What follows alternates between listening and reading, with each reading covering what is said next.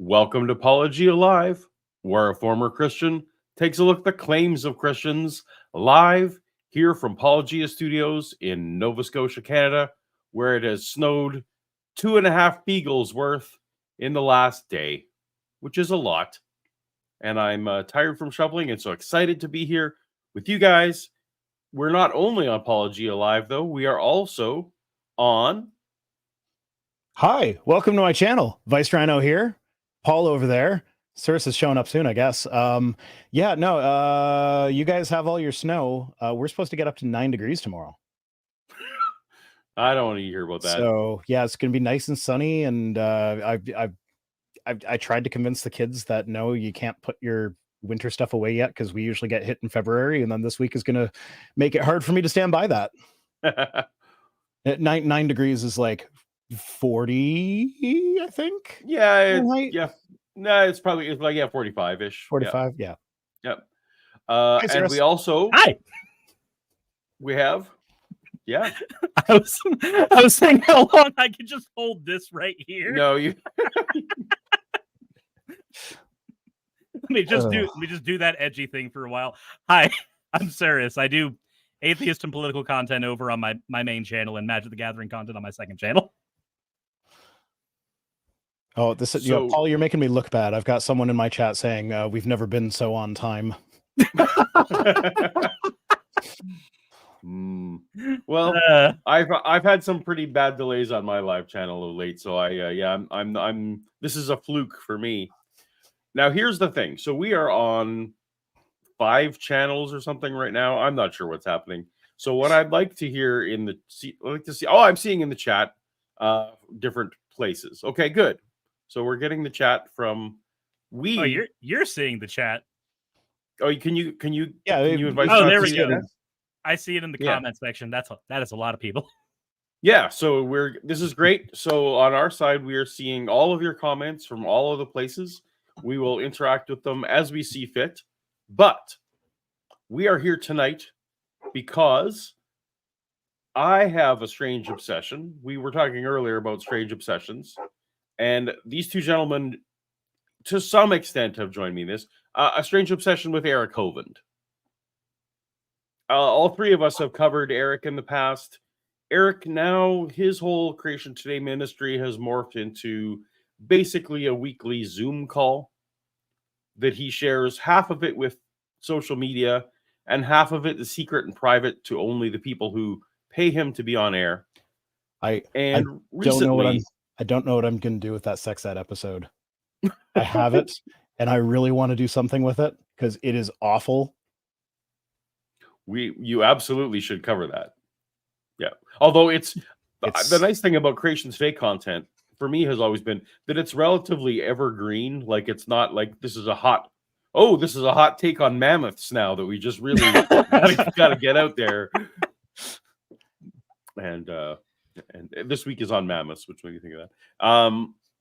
But a few weeks back, Eric decided that he was going to have his stream was going to be dedicated to how to do Christian apologetics on Twitter.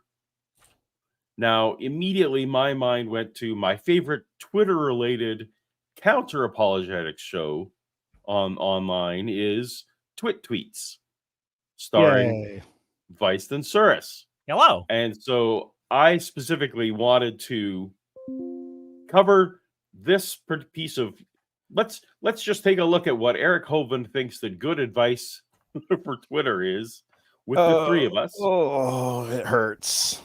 It hurts, Paul.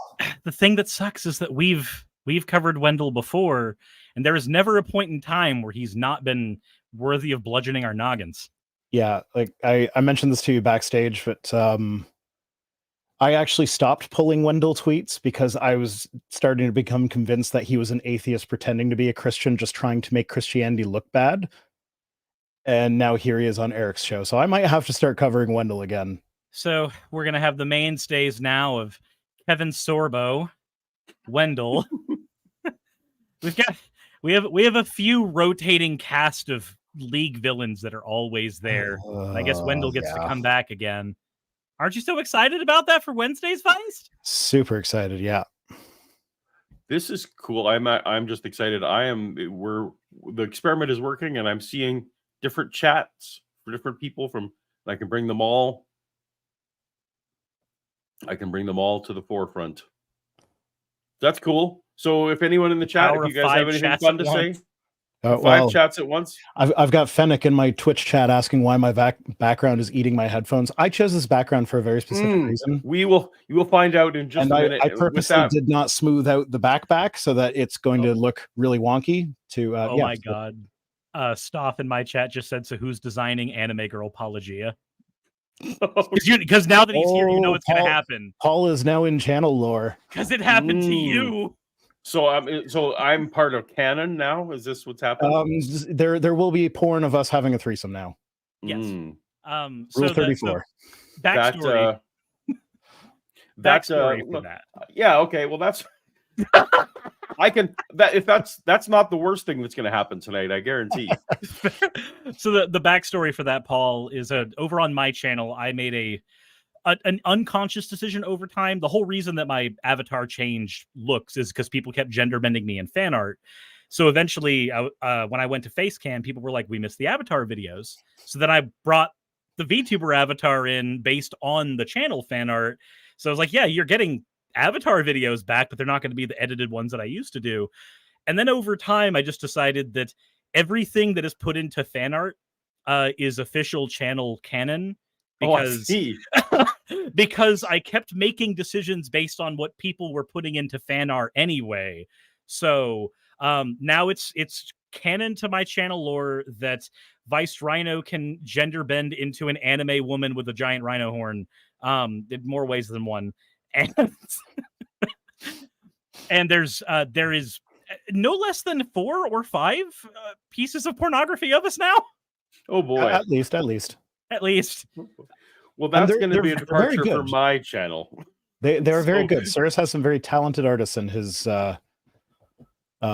audience, and they put their talents to very bent use.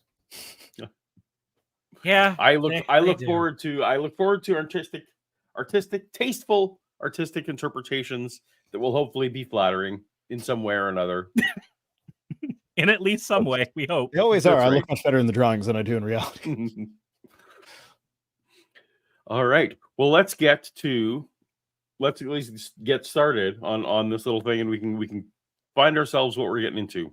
Hey guys, welcome to the Creation Today show. If you are new to the show, my name is Eric Hovind. I'm your host.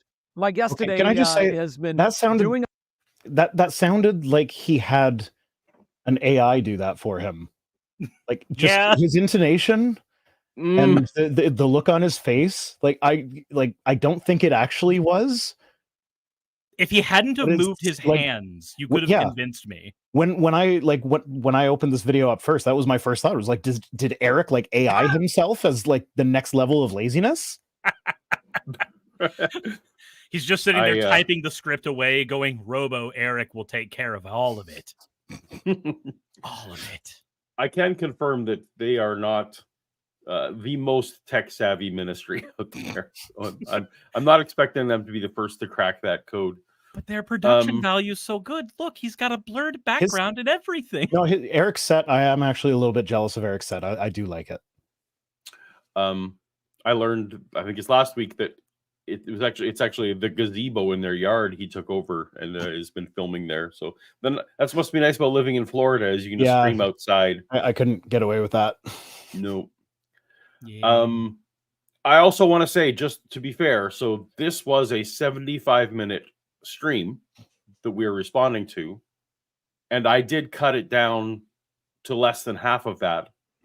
So some of the wonky edits are Eric's, but some of them may be from me removing material as well. So I'm not going to blame. So I'm going to take on some blame if there's some fun. You're the assistant editor, Paul. It's fine. I'm the assistant editor. But though, frankly, Eric has offered to hire me as an editor in the past. So, you know. Do it. No, not willing to take that money. All right, guys.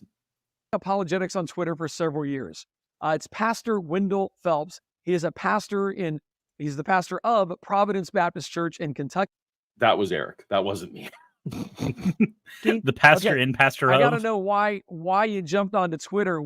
How long have you been doing? Give me some background on how this turned into really I don't know if it's a mission for you or if it's just a mission field for you, but give me some background on what you got you started. And I If can't what wait to Wendell does share on Twitter some of counts as a mission, then I should be a 501c3.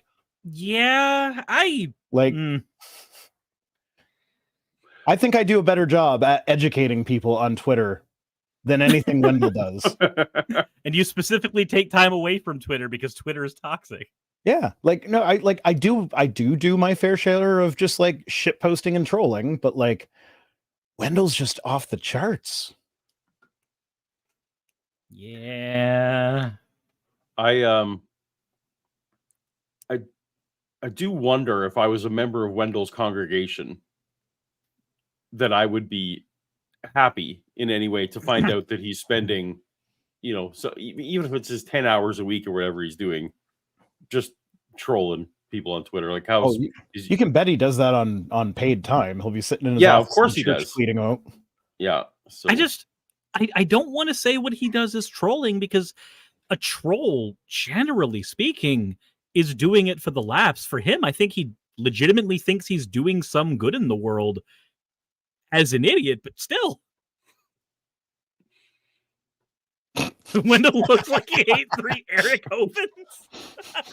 I didn't mean to click on that one because the chat's going super fast for me, but that was a good one. I liked it. That's because you're looking at 5 of them, though. Yeah, that's true. of what you post. Yeah, it's more of a mission field. I look at Twitter that way. I started on Twitter way back in 2014. I wasn't. All right, so now we have to start out with my biggest complaint about this whole video, and I think we can see it. We can see it well here. We can see it to hit to our left, his right. So what we can see there is clearly. Oh, how do I get? There we go. He's clearly has a real green screen behind him. Yeah. You can see it in the curvature of his headphones there. He's got a real green screen behind him. And yet he's chosen on this Zoom call because Eric does all his stuff via Zoom. He chose the auto background on Zoom, but not the green screen background on Zoom. So throughout this whole video, So his he looks body's like going in and out. he's had the technology this whole time. So I wonder, he's got the lighting though too, because you can see a ring light in his glasses, right? So true.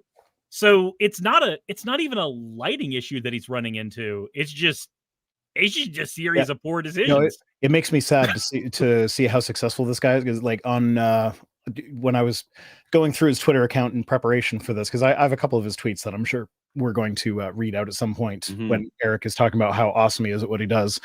But while I was looking for those, there was one where he was like praising Jesus for the fact that he could now afford he's got like the Rodecaster Pro thing, which is like an $800 soundboard. And it's like, oh, the fact that you can afford that doing what you do is just so depressing. Yeah. Like, I don't think this is a case of him actually understanding how to use his equipment. It's just a case of he's got lots of money and likes to have the toys, which I can't fault him for that because I fucking have a Zoom PodTrack P8, which is a $400 board plugged into a Go XLR, which is like another $400 board. And that's not how you're supposed to use them, but that's the way that I found that works best for my setup. And so like, I can't really fault him for that, but at the same time, like I actually want to just go to his setup. I put effort into it. I just want to go to his setup and just hand him my Focusrite and just be like, here, this is literally all you need. You do not need more than this for the production quality you're obviously striving for. I had really bad luck with the Focusrites. I had 2 of them crap out on me when I used them. I've never had issues with mine before, and I've been using it for about a year straight. So the worst though was the first one that crapped out. It did so in a very slow, so like everything still worked, but there'd be occasional like clicks in my audio, and it was like getting to a point where like I was like gaslighting myself into thinking like maybe this isn't actually there, maybe this is just my imagination because like nobody is complaining about it on my videos, and I seem to be the only one that can hear it, and it was just but then eventually it just like one day it got really really bad, and it's like, oh no, it's actually my Focusrite.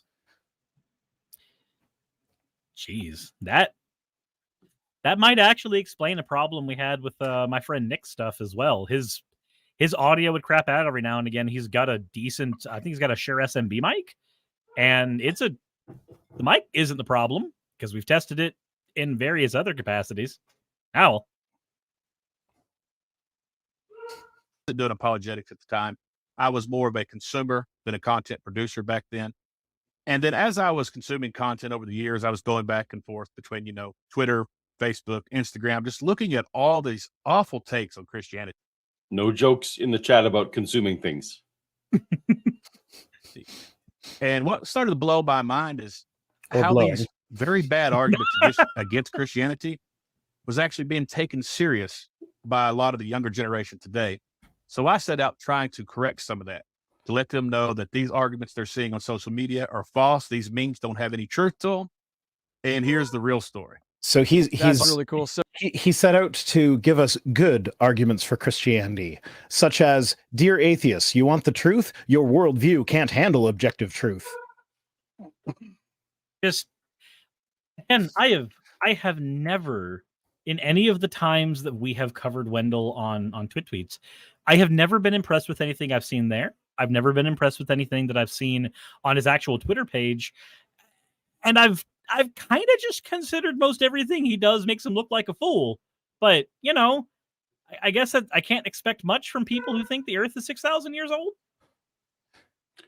So anyone who wants to follow along, it's Wendell Talks, right? That's Yeah, Wendell Talks. WENDELLTALKS. all right.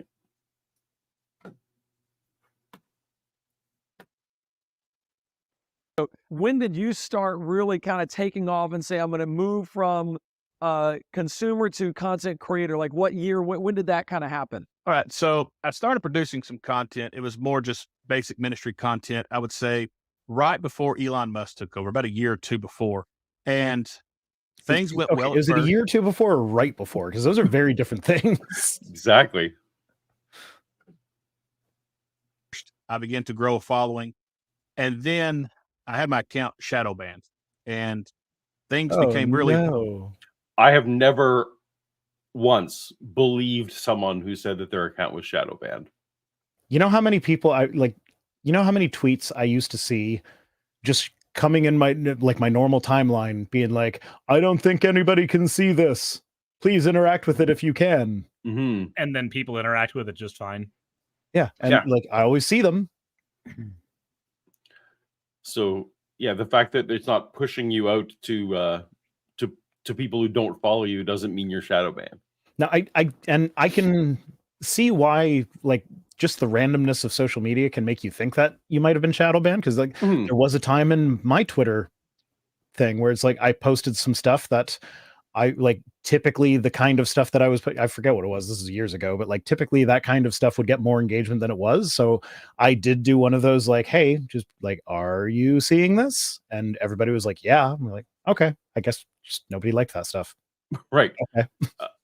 The check I would always do is I have multiple accounts. I always called my Twitter accounts, I used to when I was on there more, my Horcruxes. I had for the different jobs that I've had in my life, and also just different YouTube channels, whatever. Each one had a Twitter account, so I could actually swap to the other one, and and look and see. And it's no, it can tell.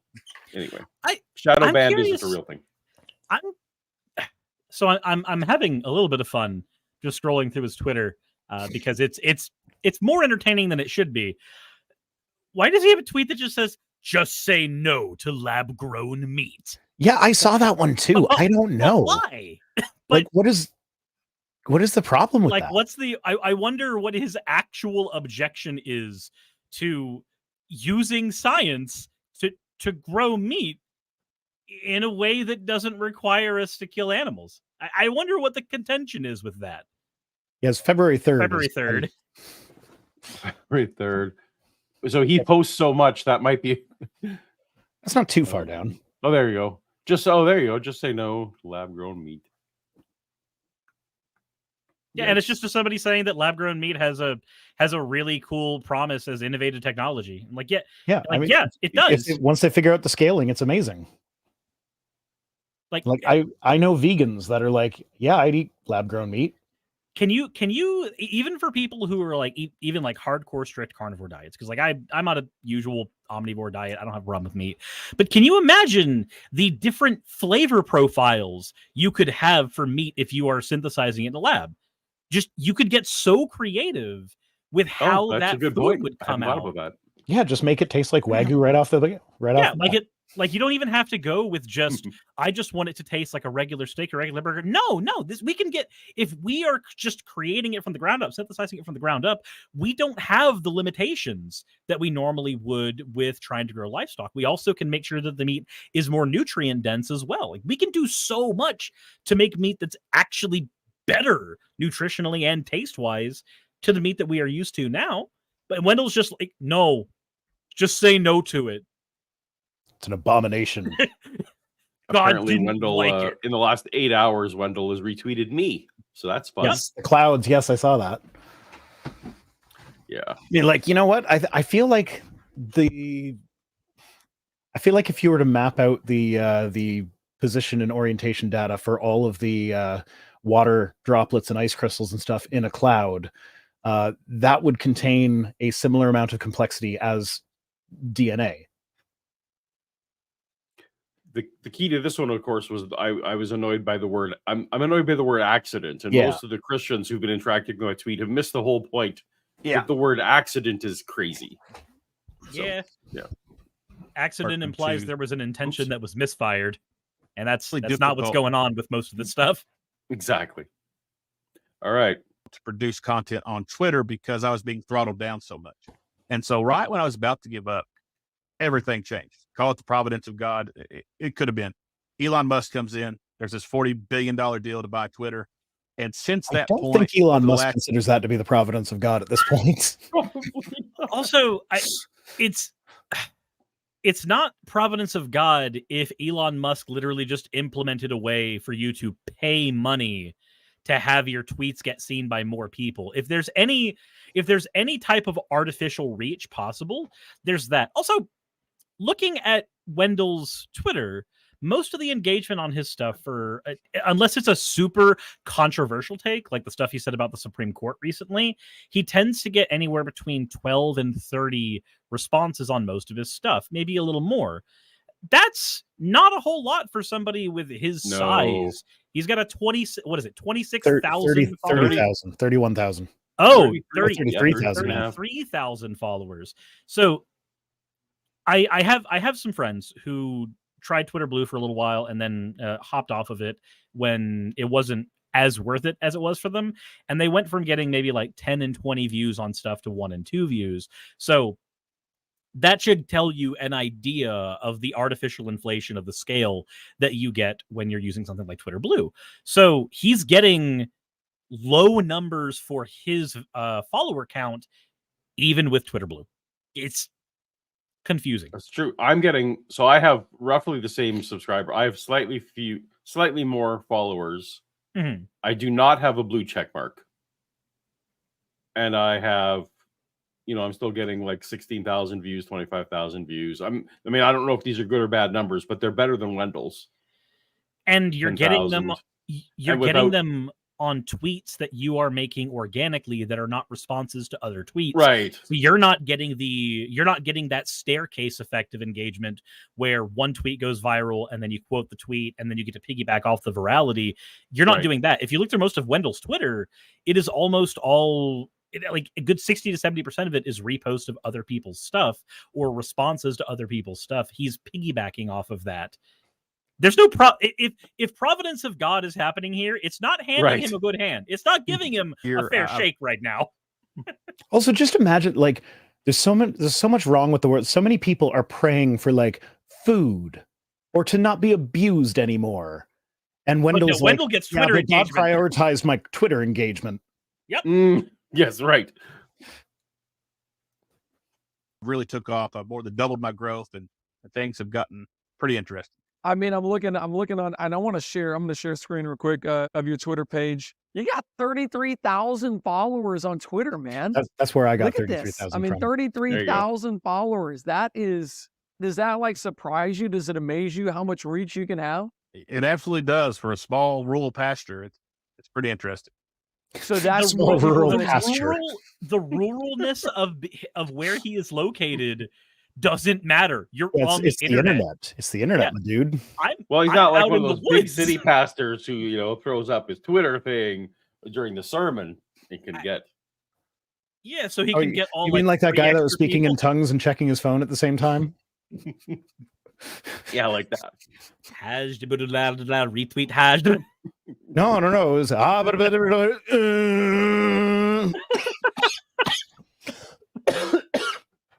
apparently I in can't your do church every Sunday. Oh, by far. When Twitter learned who I was, perhaps my account got reported too much, things really took a turn for the worse. Somebody asked here in the question, what is a shadow ban? A shadow ban is basically when they hide your account. So when you post content online, the provider you're going through, whether it be Facebook, Twitter, what have you, they're throttling you down. That way your content gets seen by less and less people. So that's what And happened leading up. That is a real thing that has happened occasionally, but it doesn't Right. happen anywhere near as much as people on the right seem to think it does. It also doesn't happen for the reasons they think it does. No. So when somebody's reach is getting throttled down, 9 times out of 10, it's because an algorithm that is the backbone of most social media that we use nowadays, an algorithm has determined that there is a low amount of engagement on something that they do. And because there's a low amount of engagement, it shows it to fewer people unless enough posts that they show give an abnormal amount of engagement that's higher than what they're used to. And then it'll start pumping them back into the algorithm again. We on YouTube are used to dealing with that same thing, where if we suddenly stop posting as often or we don't post at the same time every day, the algorithm will stop throwing us to people because it will throw us to people at times they're not used to seeing us, and that creates a backfire effect on our channels. The same thing happens on Twitter and Facebook. You make a few posts that don't have as much engagement, suddenly you're not going to get as much engagement on future posts because the algorithm isn't putting you in front of as many faces. Mm-hmm. And the algorithm, the algorithm is really just means audience, what the audience wants. Yeah.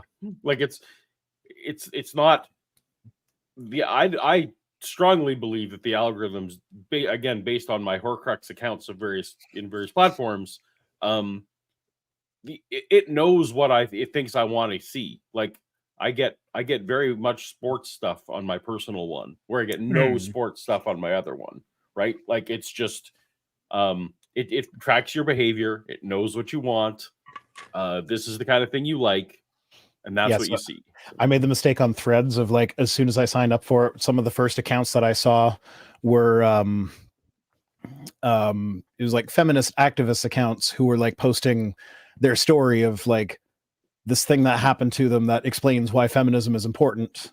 And I was like, oh yeah, that's a good person to follow or whatever. And now, like, every time I log on to Threads, if like the For You page, like not the people I'm following, but like the algorithmically generated one, 100% depressing how horrible the world is for women. No.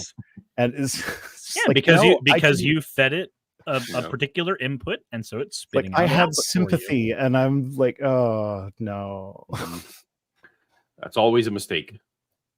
So Having sympathy? Yeah. okay. Having sympathy is a mistake. Someone's gonna clip that out, and now I wasn't aware that Paul was going on his villain arc today. I am tweeting here now for it. Interesting. Twitter. It got to the point near the end there where I was ready to give up because my content went from thousands and thousands of impressions dropping down to a few hundred. And they don't tell you that they're doing this. They just do it on their own. They just, like, in the background, this is a conservative guy. The computer algorithms that they put in say he's conservative, therefore throttle back. That's not what happened. That's not even remotely close to how it works. If that was what happened, then people like Matt Walsh would have absolutely no reach and would have had no reach on old Twitter as well. If I recall, when they did that Twitter Files thing, wasn't it more likely that people on the left were getting shadow banned because people on the right get engagement? Yes, and the reason that happens more often than not is because a lot of times when you look at a post that's a leftist post, if it's not a direct engagement with a post on the right, it tends to be, hey, we need to be supporting a soup kitchen, or hey, here's this thing that you should probably be aware of. Hey, we should talk about hostile architecture. And these are, informative posts, but a lot of times when you look at especially the modern day right-wing Christian fundamentalist side of Twitter, they are posting something solely for the purpose of rage baiting other people, which feeds into the engagement. Again, look at Wendell's account and look at the posts he has that have the highest engagement. They are the ones that are literally formulated to be the most controversial. If he just makes a post saying Christ is king, remember that, just like something little as that, he gets about 13 or 14 responses and a couple of likes. He says something about the Supreme Court, he gets 400 responses. Like, the side that is more likely to post inflammatory content is the side that is more likely to feed an algorithm that benefits engagement, positive or negative. It sees no difference between the two, and negative engagement tends to last longer. Show his threads to, is that right? Yeah, absolutely. I was by far not the only person this happened to, obviously. I'm a small fish in the pond of Twitter, but it become very hard for conservatives in general, especially conservative Christians, to communicate on the platform because we were getting suspended.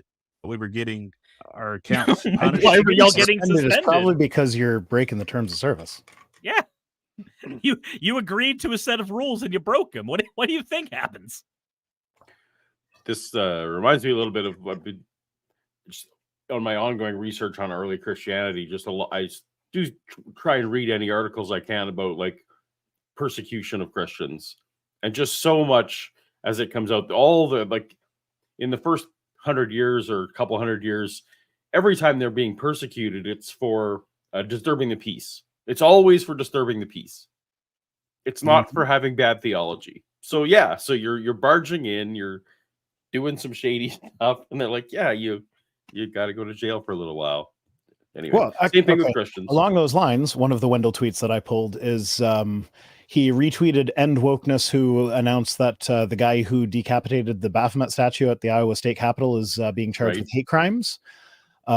So he retweeted that and said, so they claim it's a hate crime to destroy religious imagery. How come when crosses are destroyed and Bibles are burned, it's called free speech? The double standards are Christians face is ridiculous in America. The persecution of Christians in America is rapidly increasing. So he doesn't understand the difference between destroying someone else's property that was legally being displayed on public grounds and like me burning a Bible that I own. Right. Yeah. Like one of those is a crime that has an aggravating factor, which is hate crime. One of them is just a statement of protest. Yeah. Though like I fully support that guy who beheaded the Baphomet statue. If he buys his own Baphomet statue and then beheads it, that's fine. He can do that. Yeah. I fully nobody cares at that point. It's the fact that he did it to someone else's property that makes it a crime. I can't come and take Wendell's Bible and burn it. I can't burn his cross in his house, but I can do that to my stuff. I will say I don't love in general the addition of the hate part of it on some of that. Vandalism is vandalism. It's already illegal. But you guys have probably discussed that before, and I'm not an expert, but it's not something I love. Well, I mean, so in his case, he actually this was not a spur of the moment. I walked into the Capitol building, saw it, got mad, and tore it apart. This was, he heard about it. He drove, I think it was 2 hours to the state capitol specifically to go and see it, fully planning on doing something like that. So like this was a premeditated, I hate this religion event. Like, so I actually do think that hate crime is applicable here. And for the record, I just want to say, like, like when I mentioned burning crosses earlier, I do recognize that has very problematic things. Yeah, I'm not suggesting I wasn't going to comment actually on that. Burn a cross anywhere, but like, yeah, no, I know I'm okay with the distinction in several cases. It's the same reason like we have a distinction between murder and killing and crime of passion. They can both be premeditated to an extent, but the punishment that we divvy out is going to be based on, in an ideal world, the chance of it happening again. This would apply here too. If he murdered someone because they are a Satanist, then it gets added on as a hate crime. Yeah, because now there's extra context. It's just like he committed a crime, and it was because of his hateful bigotry. So legally speaking, that falls under the definition of a hate crime. I guess I'm going to need to, will educate myself further on the benefits and the subtleties of I'm crimes not versus hate crimes. so I'm not necessarily saying that prosecuting it as a hate crime is the best strategy. Hmm. I'm merely saying that it does apply. Oh yeah, no, I'm with you that it applies. The necessity of the nuance is just something I think I probably need to look into more. We in a lot of law, it will actually be listed as a bias incident specifically, and that's a broader category where you'll be able to find a lot more stuff on it that way. Cool. Very often, I was suspended from Twitter 2 or 3 times for like 72 hours, one for like a full week on some very, very basic tweets about the faith. Wow. I bet that's wrong. I would like to see what tweets he was suspended for. Right? Yeah. I'm All right, when you do, I want to go through a couple of your tweets here, and I want to ask you what you're thinking. Oh you no, do we're this. gonna All actually right, go so through some of I got them. one here. Yeah. This is what I wanted to get to. Eric is getting advice from Wendell. This is tweets where Eric does the work for us. Oh, Yes. this is perfect. Let's make that bigger. Show a picture of a sandcastle, and you say, "Hey, atheists, look what blind random processes produced." All right, Wendell, spill the beans. What are you thinking here, buddy? Okay, so obviously this is kind of an in-your-face type illustration of what the argument truly is for a materialist or an evolutionist, right? I love jerky. They believe No, it's not. So this is this is exactly what he was accusing people of doing. Like the reason he started posting content was because people were doing bad arguments. It's like, no, that's a bad argument. That is not like he's trying to compare what our bodies do with DNA and a set of rocks. We know that DNA is a thing that is going to try to create more of itself. Our DNA makes humans, and then humans try to procreate, make more humans. Rocks don't have a prerogative. These are not applicable things. They don't work together. They're not compare. You can't compare these things very easily. They're not even analogous. I think what he's going to get to, though, and we'll see it in a minute when Paul presses play again, but is that it's that the blind processes produced humans, and then humans produced the sandcastle. So technically speaking, blind processes produced the sandcastle. Oh, is that where he goes? Oh, I think that is the interpretation that he's kind of getting. Okay, well, at. let's see what he says. Let's find out. That everything that was created was through naturalism, right? Was naturalistic processes. So in the very end, if you wanted to follow the chain all the way from their beginning to where we're at now, essentially a human being who built this was just a part of that chain of natural processes that was just blind and random. So this is the result of that. Now, of course, when we all see this, I don't even disagree with that, though. It's not an it's argument that works in his favor. But it's not like as soon as you have a sapient or sentient being in the mix. Now, this could get to the free will debate if we really wanted to, but as soon as you have someone with intentionality in the mix, then it's no longer a blind process. Like if I am intending to build a sandcastle, that's not a blind process. Now, sure, blind processes may have been what resulted in me ultimately, but Oh, I guess I was going off of when he said, if you believe in naturalism, then you believe that this is a natural process. So he didn't say that in the tweet, but he said it out loud. I think he's trying to stick to a teleological argument where like the purpose of the process originally was random, so then everything following it must also be the same level of randomness. Everything has to have the exact same purpose. it's a category the entire error. way down. But yeah, Is it category error or genetic fallacy? It's a category error Category because the category shifts. Like you said, the minute that sentience or sapience is introduced, the category shifts. It's like it's sci-fi author writes a book about somebody who makes an AI that starts doing its own things. Now, was that the person within that sci-fi book's intentionality to have an AI that goes off and does random horrible things? Probably not. But if you're sticking to this teleological unsound category error argument, then every single thing that follows from the moment that the person makes the AI was all the intention of the original author. But that's not, I mean, the original person within the book, not the author. Obviously the author meant it the entire way through.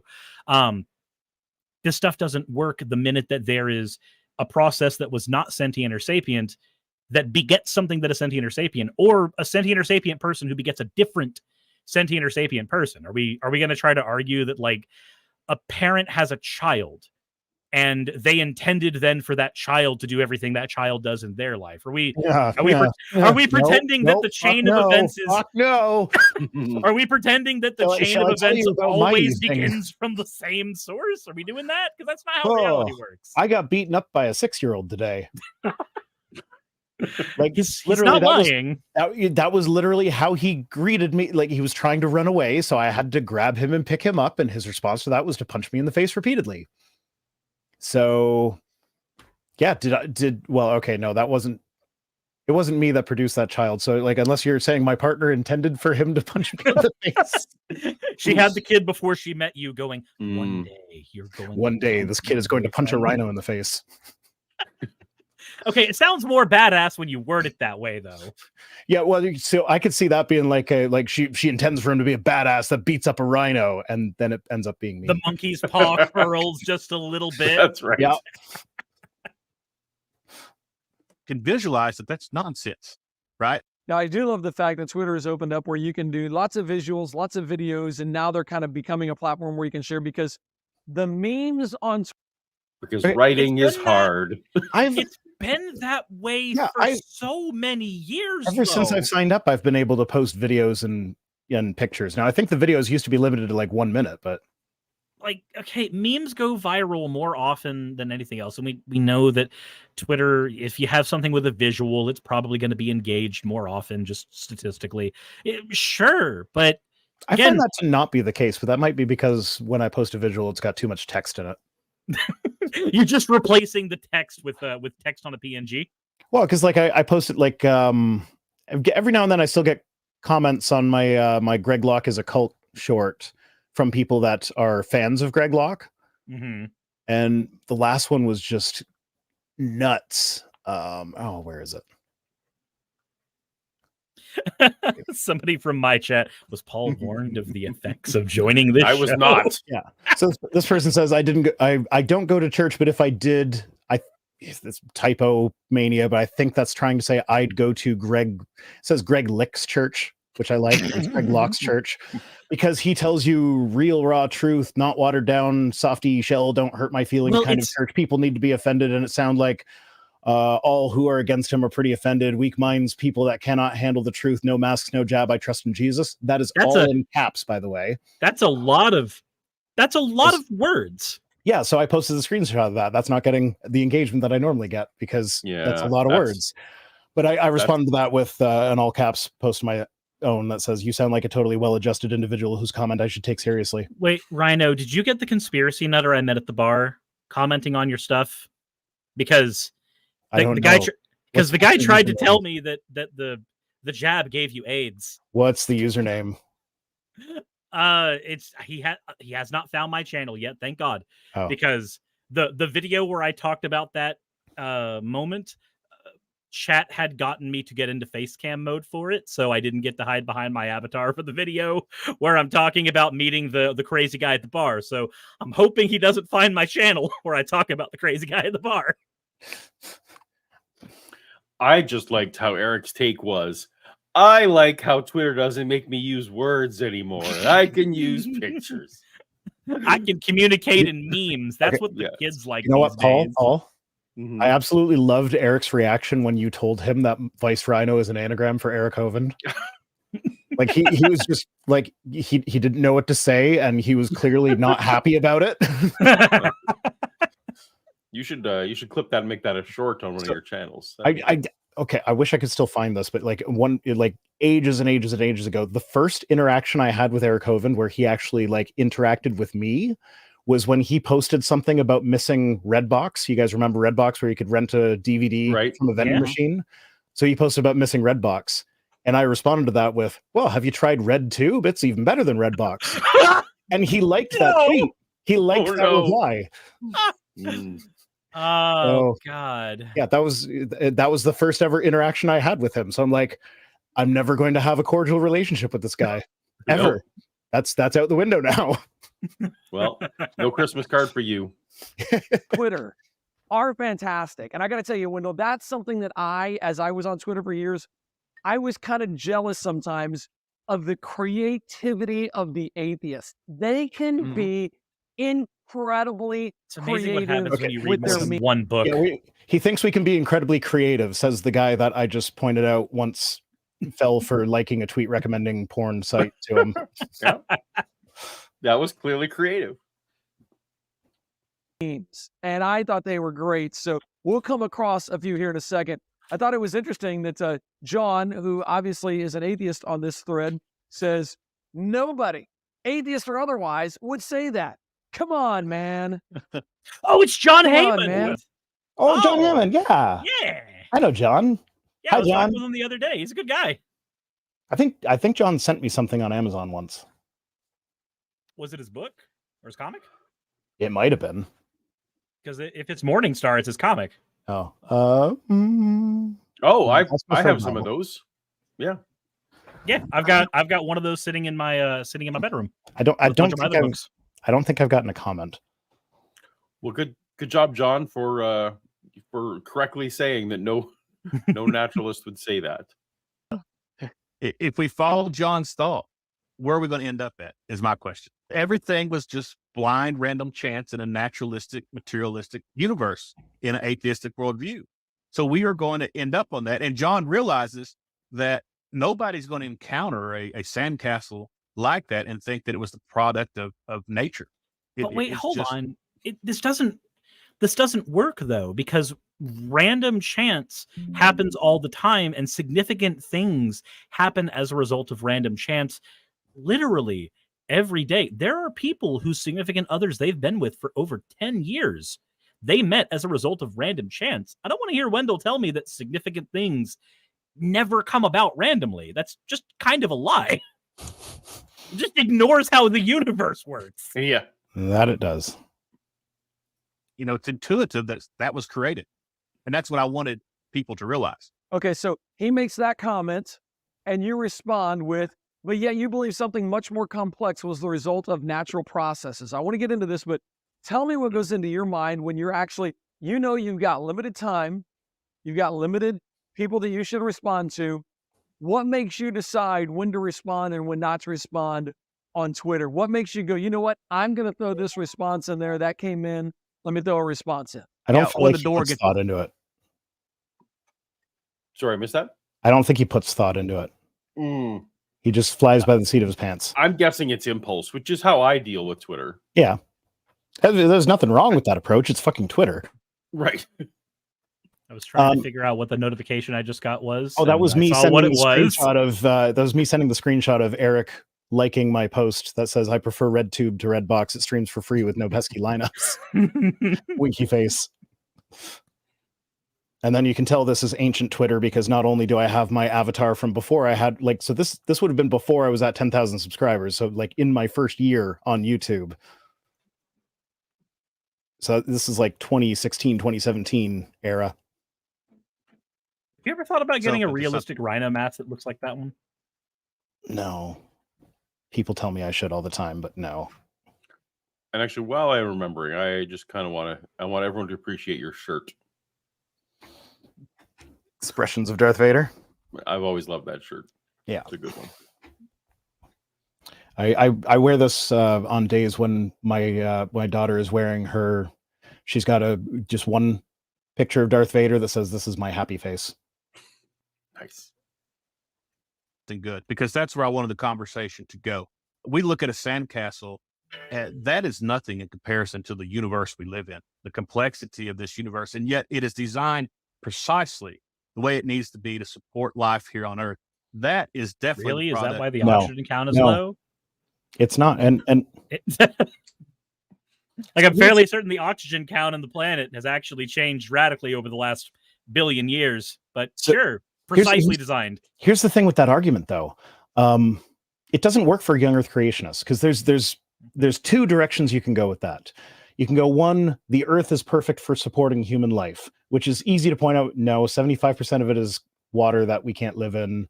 A good chunk of the rest of it is like desert and deep jungle It's that we fully can't live in. inhospitable. There's the Arctic and Antarctic. We can't live there. Most of the Earth is not hospitable for life. Yeah, there's the tweet that Eric liked of me recommending porn to him. Yeah, so most of the Earth is inhospitable. Most of the universe is inhospitable to life. You transport a human to anywhere, like a random spot anywhere within the universe, 99.9999999, etc. % chance that they just die instantly because they are taken to the vacuum of space or the middle of a star. Or yeah, if you don't have the perfect set of conditions in the middle of a Goldilocks zone, like you're not faring it's too not well. fine-tuned for life. But then the other tack that argument can take, which is the stronger position, is that like the universal constants are fine-tuned such that life could develop. That one assumes that evolution is true. So that doesn't work for you with creationists. That one also assumes that the omnipotent creator, the infinitely creative deity, could only conceive of such an inefficient system. Well, and like there's also like there's the fact that physicists who have actually looked into this have figured out that there is actually some wiggle room with the constants, like quite a bit of wiggle room. There's a graph that I've shown repeatedly that it's on a blog post by Ethan Siegel, who is an astrophysicist, or he's a cosmologist of some breed or another. Really good writer too. He's a science communicator, and there's a graph that just shows like, okay, so these are the potential values for this constant, these are the potential values for that constant, these are the potential values for that constant, and everything under here could potentially develop stars that would have habitable zones on which like planets could develop life. And like this whole range of potential values. So it's not that fine-tuned, but then even if it was, the fine-tuning argument is an argument against God, because I'd be way more impressed if everything we studied about the universe suggested that life was impossible. Yet here we are. I love that point. Yeah. It's like that would be proof of God. Well, creating life in a life supporting universe is less impressive than creating life in a non-life creating universe. Like where would you expect to find life in a universe? That's what I wanted John. No, go ahead. That was all I want to say. To realize if he thinks that this sandcastle is ridiculous to think that it came from nature, what do you think about the universe itself? Something much more complex. So I threw that out to him, hoping to get his wheels turning to think a little bit more deeper on the subject. There's some few atheists out there that I do know. Why he tweets anything to get people to think deeper. Fuck off. He does it because he gets engagement and he gets dopamine when engagement happens, because that's the reason most people post on Twitter. Oh, I'm very excited now because I was hoping that we would be able to test super chats. Let me go to this. I don't know which channel this came in on. Well, I think it's mine. All right. So Danny Smith, thank you for the $5. Writes, the fine-tuning argument assumes those variables could be anything, and every value is of equal probability. Two massive assumptions with no basis. Yeah. I agree. That's another big issue with the argument. Until someone shows me that things can be otherwise, I'm not going to be impressed. Well, because we have a sample size of 1. Yeah. Exactly. We won't ever get a sample size of other than 1. I think. I think because I have no idea what we're going to develop in the future. That goes, actually, we opened up a portal and look, there's this alternate universe. Step inside and die immediately. Like. That are well-meaning. They do want it to have actual conversation. They're not just out to troll. So I will reply to them more often than I will others. Sometimes I will troll atheists back. I'll admit I do that sometimes. But it's just part of the process, because there you go. We got your admission right on tape there. Because actually this probably wasn't on tape. I don't know why I said on tape. Method to that madness. If you troll somebody back that's trolling you, and you do it in a particular way, you can actually open up a dialogue with them. It's like they respect their own method. Does that make sense? It does. And I found the same thing. And our friend Daniel, Darwin to Jesus, I got a few of his that we'll pull up here in just a minute. But he does the same thing. He's like, I've actually found atheists that will respect me because I'm mirroring their conversation and just giving it right back to them. So what? Oh, shit. I don't know any atheist that respects Eric Hovind. Like on an intellectual level, I just don't. I don't like. Could you imagine just like saying something like, "Oh yeah, I respect you because you show me the same level of disrespect that I show you"? What? Yeah. Like, how does that even follow as a coherent sentence? I mean, I do respect wit, and I respect well-formed phrases. I respect apt arguments. Like there's lots of things I can respect about someone who holds the opposite position of me. Absolutely. But tone isn't one of them. Like anyone can mirror tone. Actually, that's not always true. Sometimes an intellectual tone can't be mirrored very well. But a race to the bottom, lowest common denominator, That's not going to make anybody respect you. Yeah, no. I don't want to pick on anybody in your church, but what some sweet old lady in your church might think, well, Wendell, how dare you? It's almost like, no, you need to communicate with them in this way. I mean, not that she's on Twitter doing that, but Yeah, absolutely. I've actually received messages from other Christians.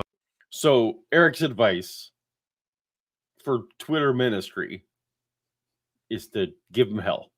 Be inflammatory. Be inflammatory. Meet bad motives, bad arguments with more bad motives. Become the worst common denominator, because that's what the Twitter algo loves. Right. It puts you in front of more people when you fight more people.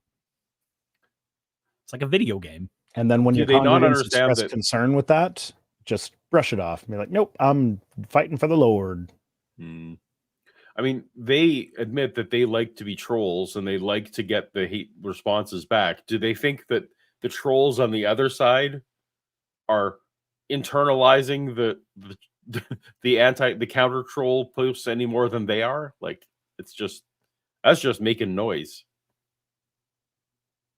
On Twitter, and they're like, that comes off a little harsh, a little unloving, and they were doing that because they were concerned. But when I explained it to them, the process, they're like, oh, that makes sense. So, Christians, you can be as mean as you want. I'm just kidding. It is important though to figure out how to mirror. What's that verse in, I think it's in 1 Peter about but do so with gentleness and respect. Yes, that's the one. Yeah, that's it. Always be prepared to give a defense for the hope you have within you, but do so with gentleness and respect. Is trolling gentleness and respect, do you think? Like, even if he's got the intentions that he says he has in this video, is that gentleness and respect? No. No. Unless you go by the standard of you're giving them the same thing that they gave you, which he kind of is. It's still not gentleness and respect, though. This person was an asshole to me. I was an asshole back to them. We respect each other. Another one, and then just kind of tell me, okay, why'd you post it? What's going through your mind? Let's just go through some of these conversations. And by the way, before I hit this next one, I mean, like, did you get a degree in Twitter apologetics? Is that why you're doing this? Or is this something that anybody can do? Oh, do you need a degree in apologetics to have a Twitter account? What the fuck kind of question is that? That's such Come on, Eric. bad joke. Also, yeah, a degree in apologetics, first of all, is like the lowest hanging fruit of, I guess, music ministry. Even I would respect more. I don't. So a degree in Sunday school is the apologetics. I mean, to be fair, music ministry is like how to play EGC with minor variations. It is, but there is actual science involved with the music ministry stuff. Shannon Q, member of my channel, writes, I'm sending a super chat just because there aren't any and I like attention. Well, here is that attention you ordered. It was $5 Canadian. You got $5 worth of attention. Yeah. You guys don't have coffee table wars on your channel like we have on our channels. No. I mean, I do not have a coffee table in my house for the record. Really? I don't either. I have a we have side tables though. Oh, And I do also have an entertainment unit in front of the the TV is wall mounted, but there's still like a little entertainment console there to hold all this stuff.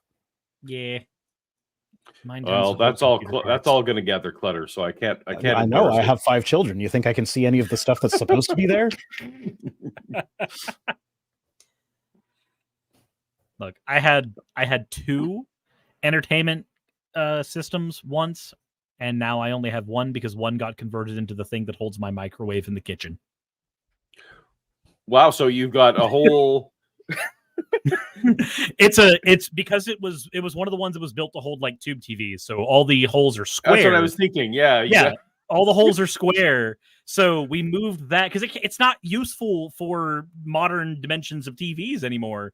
So we. No, moved but I'm it imagining, does it have like a DVD rack beside it? Like, can you put DVDs? No, it's all VHS just like tape drawers. It's all just like slotted square holes, basically. Okay. That you were supposed to put your own like plastic cases in. So like one of them holds my toaster oven, one of with the toaster next to it. One of them holds the microwave. One of them is for all of my hot sauces. One holds like the potatoes and the onions and the garlic. Like it's just the cooking organizer. But does it feel like you should pull up a chair and look at it? I actually have 2 chairs in the kitchen. So just stare at the microwave. Yes. Yeah. I just press it and go, this is the entertainment for the next 4.5 minutes. I like when it spins. Nitty for $10 rates my tithe for your Habermassive footnote collection. Appreciate. I am if we're taking a brief moment to be distracted, I've been reading the 1100 page Gary Habermas book, and I have 50 pages left only. I'm so excited. I mean, I'm working on a project that's probably going to take me the better part of like 9 months to do at the moment as well.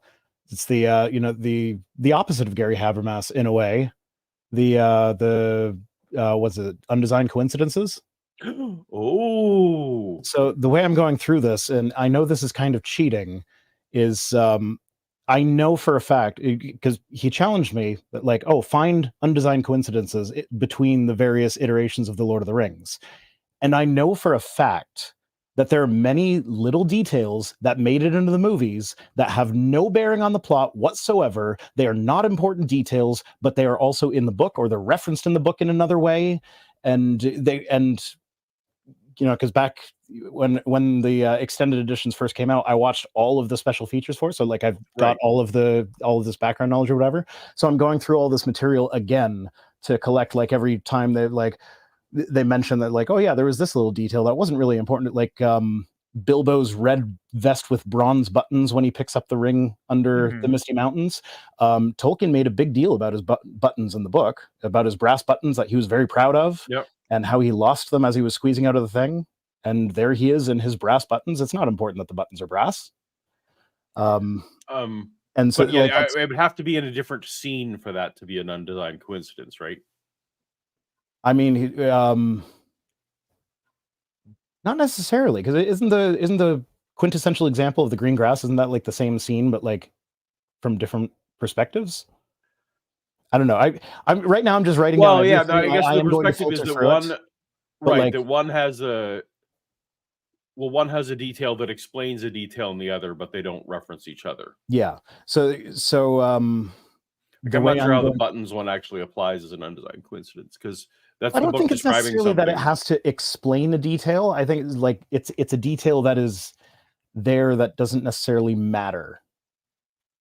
Okay. And I don't know. We'll see. Because like I am going to because right now I'm watching all of the special features, and then I'm going to watch the casting through commentary and the behind the scenes. There's 3 separate commentary tracks that I'm going to watch, and so that's like 12 hours of movie that I have to watch 3 times. Oh my goodness! Actually, and yeah, and I'm going to read the books again, and I'm going to go into the 1978 cartoon version as well, because I know there's a couple things that they reference in there. Oh, that would be a great triangle for sure. Speaking of which, did you know that the director of the 1978 cartoon version of The Lord of the Rings, just before he did that, he directed an X-rated cat raunchy cartoon thing that was the first ever. It was the first ever X-rated. It was Fritz the Cat. Fritz the Cat. It was the first ever X-rated cartoon. I have never seen it. I saw it in the video store, and as a good Christian boy, I would look away. It was the same guy who did the Lord of the Rings. But I remember that it existed, and remember being intrigued. But that made my that would that would be a lust thing in my heart, or just some kind of bad thought. So I totally want to see it now. Like now I need to now I Now you need to know. I don't think I'd be into it whatsoever, but I want to see it. That's God, and then you're gonna get the theist on my channel. Yeah, you used to be a Christian, but now you just want to watch Fritz the cat. Now you watch so. Furry Porn. God, the undesigned coincidences thing. It reminds me of So I'm a huge Resident Evil fan. Movies, books, video games, Really? and I got really into studying like the philosophies of all the different characters at one point. So when they released Resident Evil 3, the remake, there's a first-person section at the beginning of the game where you can walk around Jill Valentine's bedroom and see basically just like the state of her house. And there's a bunch of details in it that matter, where you can read like the notes she's gotten in code from other members, because it turns out the Umbrella Corporation was in on the whole zombies are infesting the world thing.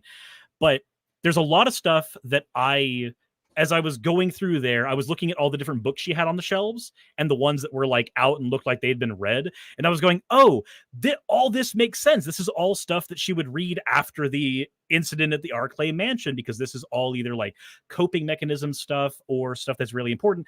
And I started making a video on it. And then I played Resident Evil 7 and saw all of the same books lying everywhere and realized none of this has anything to do with her character. These are all just asset swaps from a previous game. David Hepworth has a good point. I could also get the Leonard Nimoy music video. The Bilbo nice. Baggins. bravest little hobbit of them all. Yeah. So, We have one last super chat. Melody Kate, I have a degree in detecting ass hats. It is going off watching this video. so we're a I bunch of hope- ass hats? There's 3 of us here. That's right. There's at least 5 potential ass hats. We'll hopefully Melody doesn't mean us. Thing anybody can do. I mean, if you're willing to learn, to put the study in, you don't have to have a degree in apologetics to practice apologetics. In fact, the Bible course, it's tells only us one that we are book. to. No, that's actually the problem with apologetics, is that it's not one book. You need extra books to explain the book that was written by the It's all-powerful, all-knowing God of the universe, who should be able to get his perfect message He's across. not the perfectly author if of he wanted to. confusion. Stop lying to me. That's right. So why do we need The books inerrant- explaining the book? The inerrant book cannot be understood. defend their faith, but it doesn't tell us we have to go get a degree first before we do so. And I have found that That's 'cause I know degrees didn't some exist Christian back then. parents, I guess I got a lot of thoughts going through my mind. Some Christian parents want to go, I want to protect my child from that. I don't want them to see all those responses. The atheists might get to them. And If your God is all powerful, then none of us should have any sway. Also, like, if you have actually had a legitimate, real experience with the saving God of creation, who's going to save your soul, and who, just being in permanent communion with him is such a joy that's what heaven is to most Christian denominations. If you've actually had a real experience with him, then you shouldn't have to worry about atheists being a jerk online. The other part you can console yourself with is that if you're really a Christian, you can't fall away. So the only people we're dragging, if your children were never going to be a Christian anyway, then we can affect them. But because no former Christian is ever really a Christian. So Okay. it's a tautology there that we've created. I know we've got super chats to get to, but right after the super chats, Jeff Cochran says, you don't need a college degree to sell Cutco knives. Oh, thank goodness. I used to sell Cutco knives. I still have my demo set, which is the set of knives that I use now. I love Cutco knives. They're great. Okay. They're decent. For the same price, you can get much better knives, but I got mine at a very steep discount as an employee. I've only ever received them as gifts, so I wasn't concerned. All right, we have a few super chats. We have Parched Penguin 9 says, "Yo, my bro plays Magic professionally." Did you say Rights. penguin? Because that clearly That's a says pigeon. Pigeon. Apparently I am dyslexic tonight. Yep, that Me- one's over on my Penguins are degenerate motherfuckers. You don't confuse penguins with pigeons. This is on over on Suris channel. Yes, Suris now plays Magic professionally. I guess that's what we're No, hearing? I think they're saying that their brother plays their Magic brothers. professionally. I don't play Magic professionally. I'm trying to work playing Magic into my profession, which is somehow different. Well, as someone who has turned their hobby into their profession many times, it ruins the hobby. That's what I hear. You'll notice I don't do a lot of stuff about Star Wars anymore. It's just it's the thing. All right, poor Claire, $4.99. I've been learning about manifestation. Shannon vibrated the frequency of the coffee table's toasters to attract them. Hashtag divine feminine receiving energy. I love it. Perfect. All right, let's get back to the see if we can get a little further in.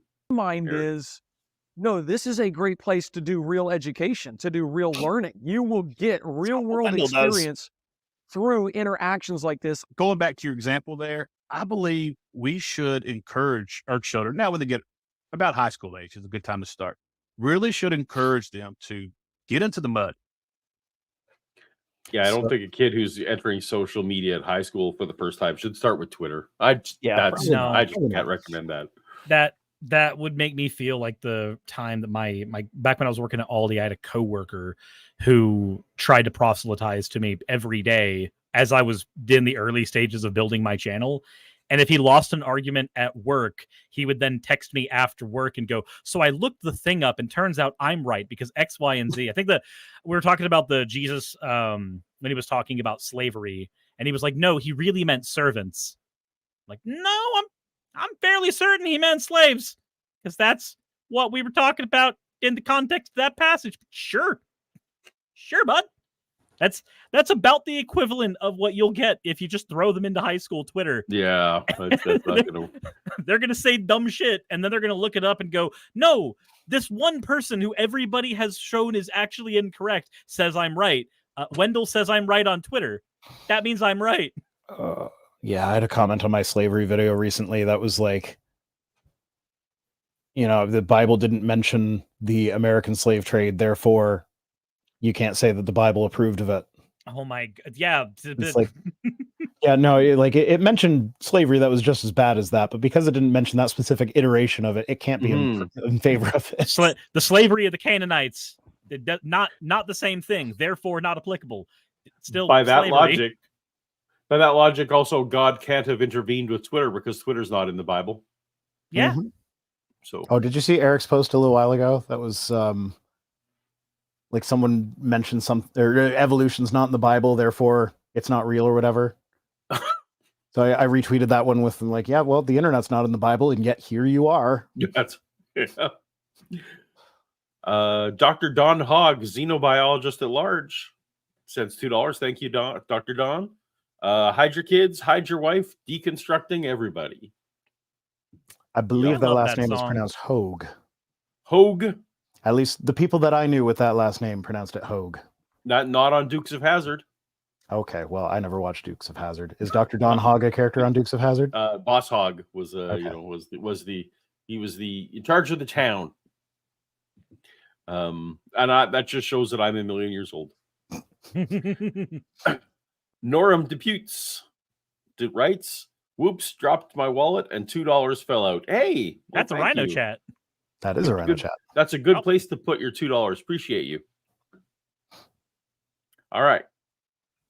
Wrestle with some of these arguments that's going on, because so often these kids, they'll hear something repeated from an authority figure at school, right? Like a professor or a teacher, and they'll just take it for truth. And they think this person, that they were hired to teach me, so therefore they know what they're talking about. That certainly happened to me at the Christian school that I went to. Yeah, I went to a Christian school, and there was a lot that was said to me that I just took as truth. Yep. I assumed that these people were qualified to teach. Paul, I think you missed Danny Smith's super chat. Right after Neuromptoputs. We got Danny Smith, another $2. I agree. Please have your kids talk to atheists. Yes, indeed. That's great advice. And as an atheist, I I expose my kids to the Bible. I used to have a podcast with my daughter that we definitely don't have time for anymore, so that is not coming back. But like we read through the book of Genesis, a couple of passages in the New Testament, and just like read it to her and got her opinion of it. And yeah, she is never going to become a Christian at this point. She's just like, nope, I've read too much of your book. It doesn't make sense. Propaganda out there against Christianity in the Western world, particularly in America. And so the Christianity is often on the receiving end of attacks. It's protecting your children to teaching them how to defend their faith is the best way to protect your children from these atheistic movements, in my opinion. What would you? I don't actually disagree with that advice. If I was a Christian, if I had young kids again and was still a Christian, I feel like that this whole, have them eat a spoonful of dirt every once in a while for inoculation would make more sense than like Than what happened to hiding them from me. it. Well, and this is as in the new Satan's Guide to the Bible and things like that. It's like, well, it was when this snowball of stuff hit me, started being like, wait, I didn't know that, and I didn't know that, and I didn't know that. Like you guys, I felt like they had been hiding things from me. Even though there are allegedly good answers to these things, when it comes at you all at once later on, it's overwhelming. It's not bad Christian advice. I don't know if you guys disagree. I'm not sure if it would have mattered for me because like my parents were not fundamental. Like my dad is not a Christian. And he kind of gave me the side eye when he saw that I referred to him as an atheist in one video. Cause like, he's like, I never really used that label. Okay, fine. You never use the label. Do you believe God exists? No. Okay. By my definition, you're an atheist, but if you don't want the label, that's fine. I won't use it. But my mother goes to a rather liberal church. In fact, it was the first church in Canada that agreed to perform gay marriages. Okay. I was actually at the annual general meeting where they made that decision. They put on a play where like they had some guy that was anti-gay, and then an angel came down and gave him gay vision or whatever, or perfect gaydar. Gay vision? And everybody who was gay, he saw as like their skin turned blue. And it turned out that everybody had a little bit of blue in them. So like they were teaching this whole sexuality is on a spectrum thing at their annual general meeting, which of course, as a good little Christian boy at the time, I was appalled, but like looking back on it, I'm like, no, that's actually pretty great. So that's the church that she was a part of. It's just mostly like I kind of logicked myself into creationism in that like, okay, like the idea that like God is the all-knowing, perfect creator of everything. If he has a message for us, it's going to say what he wants it to say. Nobody's going to be able to corrupt it. And it says he created the earth in 6 days. And like, yeah, there might be metaphorical ways of interpreting that, but it seemed to me that the young earth creationist interpretation made the most sense. And so I kind of self-radicalized. But then I was only ever I never actually sat down and read through the Bible itself. It wasn't until it wasn't until I noticed my first contradiction that I started having doubts, and it was like, okay, well, they say you read the Bible, study the Bible daily to remain strong in your faith. So I'm just going to sit down and read the whole damn thing. And I was an atheist by the book of Joshua, and reading back on the books that came before Joshua, I'm surprised I lasted that long. Yeah, I had basically the opposite. Christian private school, PCA got me to young earth creationism at a super young age. And then as I got older and I stopped constantly reinforcing my faith by being either around the people I grew up with or not being at the school anymore, just over time, little bits of what I was taught either got contradicted or fell by the wayside until I finally reevaluated everything and went, oh, I'm just not a Christian now. Oops. I don't know when that happened, but heck. Oops. We have a couple of super chats that come in. We have Jester, Lord of Fools, who writes, get a full screen of the Jedi Eric screen. Do you know what that is? What's Jedi Eric? The pause screen you got, his hand was out and his eyes were closed. Well, we can do that. Here we go. I will do that. Chat off so they can take a screenshot of that. Oh, that's right. That's right. We got to take that off. where we have our super chats came in. That's why. All right, there it is. There's your. We'll do requests, but we have another one super chat now. We have Dr. Don Hogue. I'm gonna say now, xenobiologist at large. Do you have any blue in you? Do you want some? I'm gonna look at the show Bluey with a whole new light now. Thank you, Dr. Don. And we have one ND only. Smithy writes, "Hey, Paul, been showing your videos to my Christian mom, and her response to me talking atheism all the time is that God's searching for me." Yeah, Not looking very hard. That happens. I remember as a kid, like after my sister had made it clear that she was the black sheep of the family, she asked my mother if she could borrow her copy of Jesus Christ Superstar, and my mother was convinced that that was God's way of bringing her back into the fold. It's like, no, it's just got catchy tunes. I will say though, one ND only, that is actually like that's amongst the possible responses. That's that pretty good response, because what you can do is tell your mom, you know what, just keep praying. Don't tell me about it, but just, you know, if that's what she needs to keep her hope alive and to be able to maintain the relationship and to ideally be in a situation where she's just now she's just waiting on God's timing to bring you back. If you can both agree that you're just waiting for God's timing, you can have a couple of decades of good relationship between. So that's not so terrible, I don't think. You say to the Christian who's like, oh my goodness, you should not be sarcastic on a social media platform like Twitter where all the world can see. Oh, yeah. And I do get that. I get that objection. I tell them you should be sarcastic, because sarcasm is a tool that we can use. And if used correctly, it can lead us to an end that we're trying.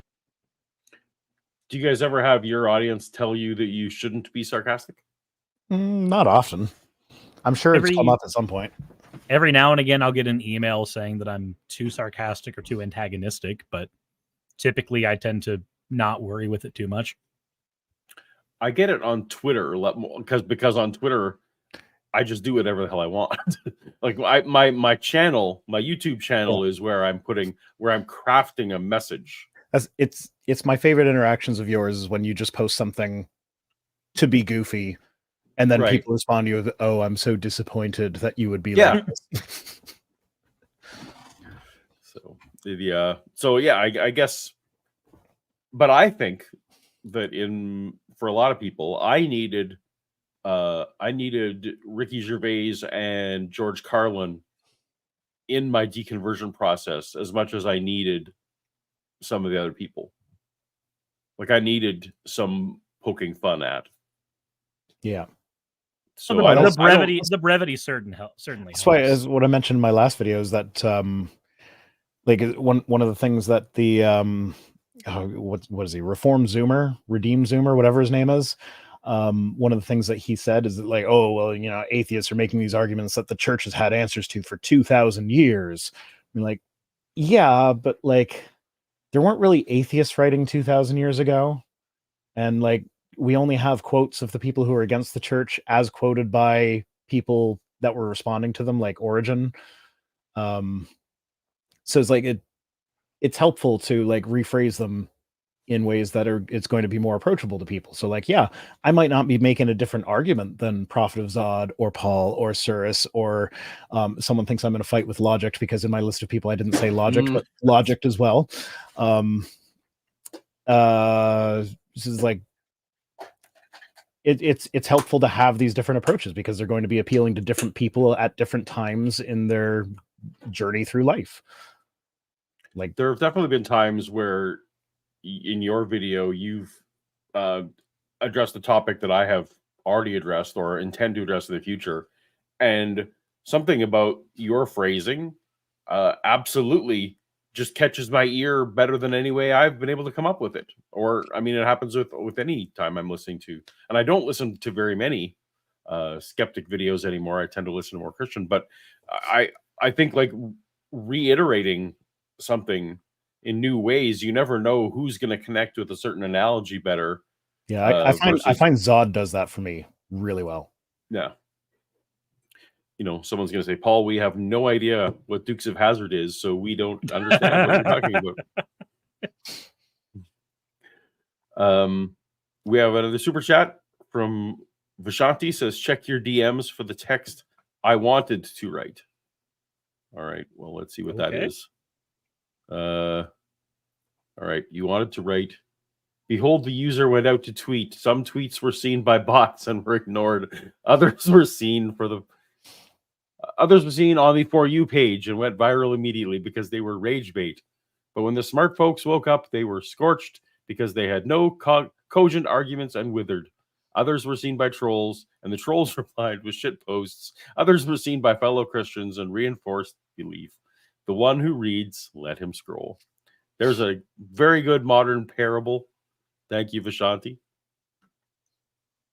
See, I misread that and was like, "Oh, the text that I wanted to write is going to be super inappropriate for the stream." So, I didn't to you. You know what? I actually didn't read it. I just threw it right up there. All right. I trust. I guess we just have different audiences, so our expectation. I expect the raunch. Yeah, the Vishanti's often on my live streams, and if that was Stoff, it would have been an image of us in our threesome. It would have been. So according to the Twitter chat, it looks like Anime Apology is actually currently being worked on. Well, okay. Well, as of like 15 minutes ago. So I don't. I may not throw that up on screen without reading it first. And poor Claire for $5 writes, "Thank you, universe, for sending Shannon a coffee table and toaster. Thank you, Paul, for buying them. Thank you. Yeah. All right. I don't know that that's going to tip the scales, but we'll see. You never know. God, if it's in God's hands in mysterious ways. Yeah. No, that was manifesting. Because we're trying to show them a truth that they may not be able to see any other way. They need to see this truth. Okay, exactly. You should have put a buffering wheel in Eric's Let me hit another one here. Okay, you posted this. Let's be honest. If atheists had their way in America, they would abolish the First Amendment in the United States and make Christianity illegal. I'm like, what? Okay, that's a pretty powerful. What? And this is him trying to reach hearts and minds and make them the good arguments? Lying? I am. I like, if we go forward, he's actually going to basically admit that he doesn't think this is really going to happen. Powerful, punch to the face. Is this genuine, or is this you trying to get a response to see what they say? Tell me what you're thinking on this one. I want them to begin thinking through the importance of religious liberty in America. And do I believe that this is truth? Okay. The importance of religious liberty in America, like having the right to be a member of this temple, this satanic temple, and be equally represented in a government building that is chosen to represent Christian religion, which he seems to be against. That's freedom of religion, buddy. Yeah, I think that atheists tend to think about religious freedom a lot more than your average Christian does. We don't assume that our ideology is going to be the prevailing one. We're used to living in a world where our ideology, insofar as there even is an atheist ideology, isn't the prevailing argument. It isn't we are not the majority. And because we're used to that, we don't have that feeling of going like Kent Hovind will say on his videos where he goes, I think we should actually have a theocracy. But which religion is it going to be? I know I've seen Steven Anderson say he's okay if Islam becomes the prominent religion just because it means he'll have an excuse to, harm LGBTQ people. Yeah. But I think most Christians, when they think atheists think that religious liberty should be taken away, they think we're assuming the same framework that they're coming from. They're used to being the dominant ones. If religious liberty was taken away in their mind, they would have the state-sponsored religion. So you're saying this is projection? Yeah. Yes. If they have the chance, they would make atheism illegal. Yes.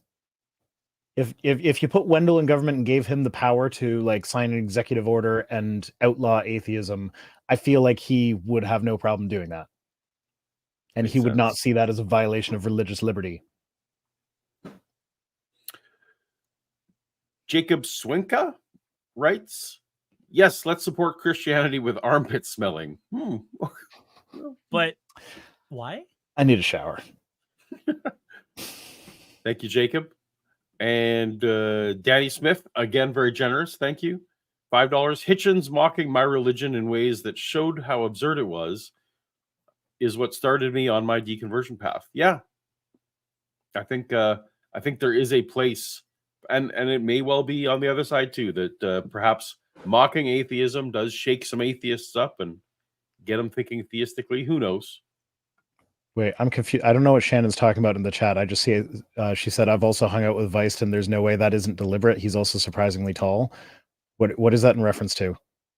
You have to. I have 5 chats in my little wheel all at once, so I don't know. I know that's where I'm reading it.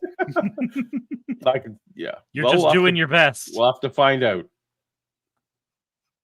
I think if the right atheist was able to rise to power, or in another 20, 30 years, if things continue to go as they're going now, I absolutely believe that they will at least legislate Christianity to the point where it's essentially illegal, meaning that Christians will find the history of us.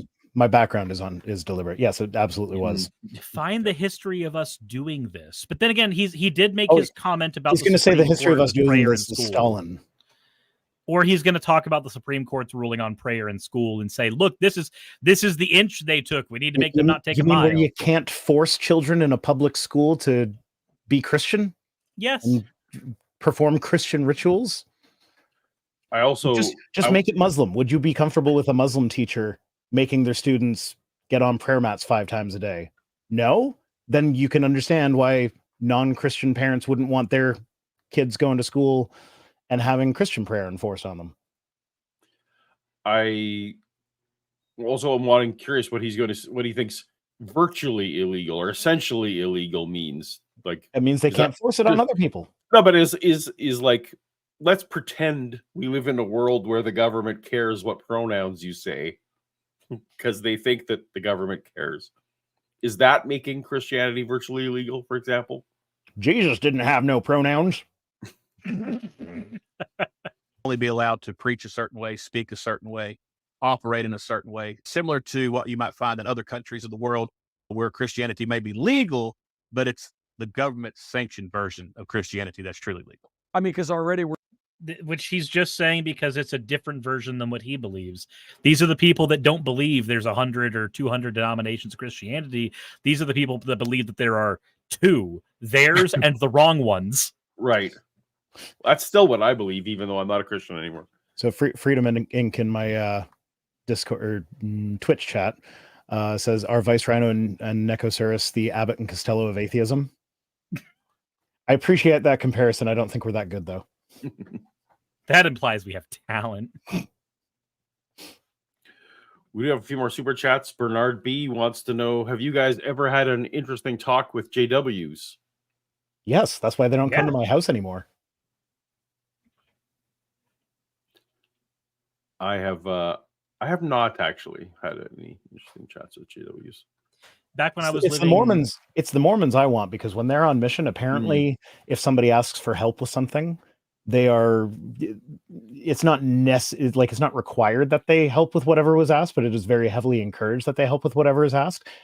And it gives them a break from having doors slammed in their faces. So not only are they compelled by their church to help you if you ask for help with your chores or whatever, but they will actually appreciate the break from their work. Or so it's like, no, I don't want to talk about your religion, but you want to help me weed the garden?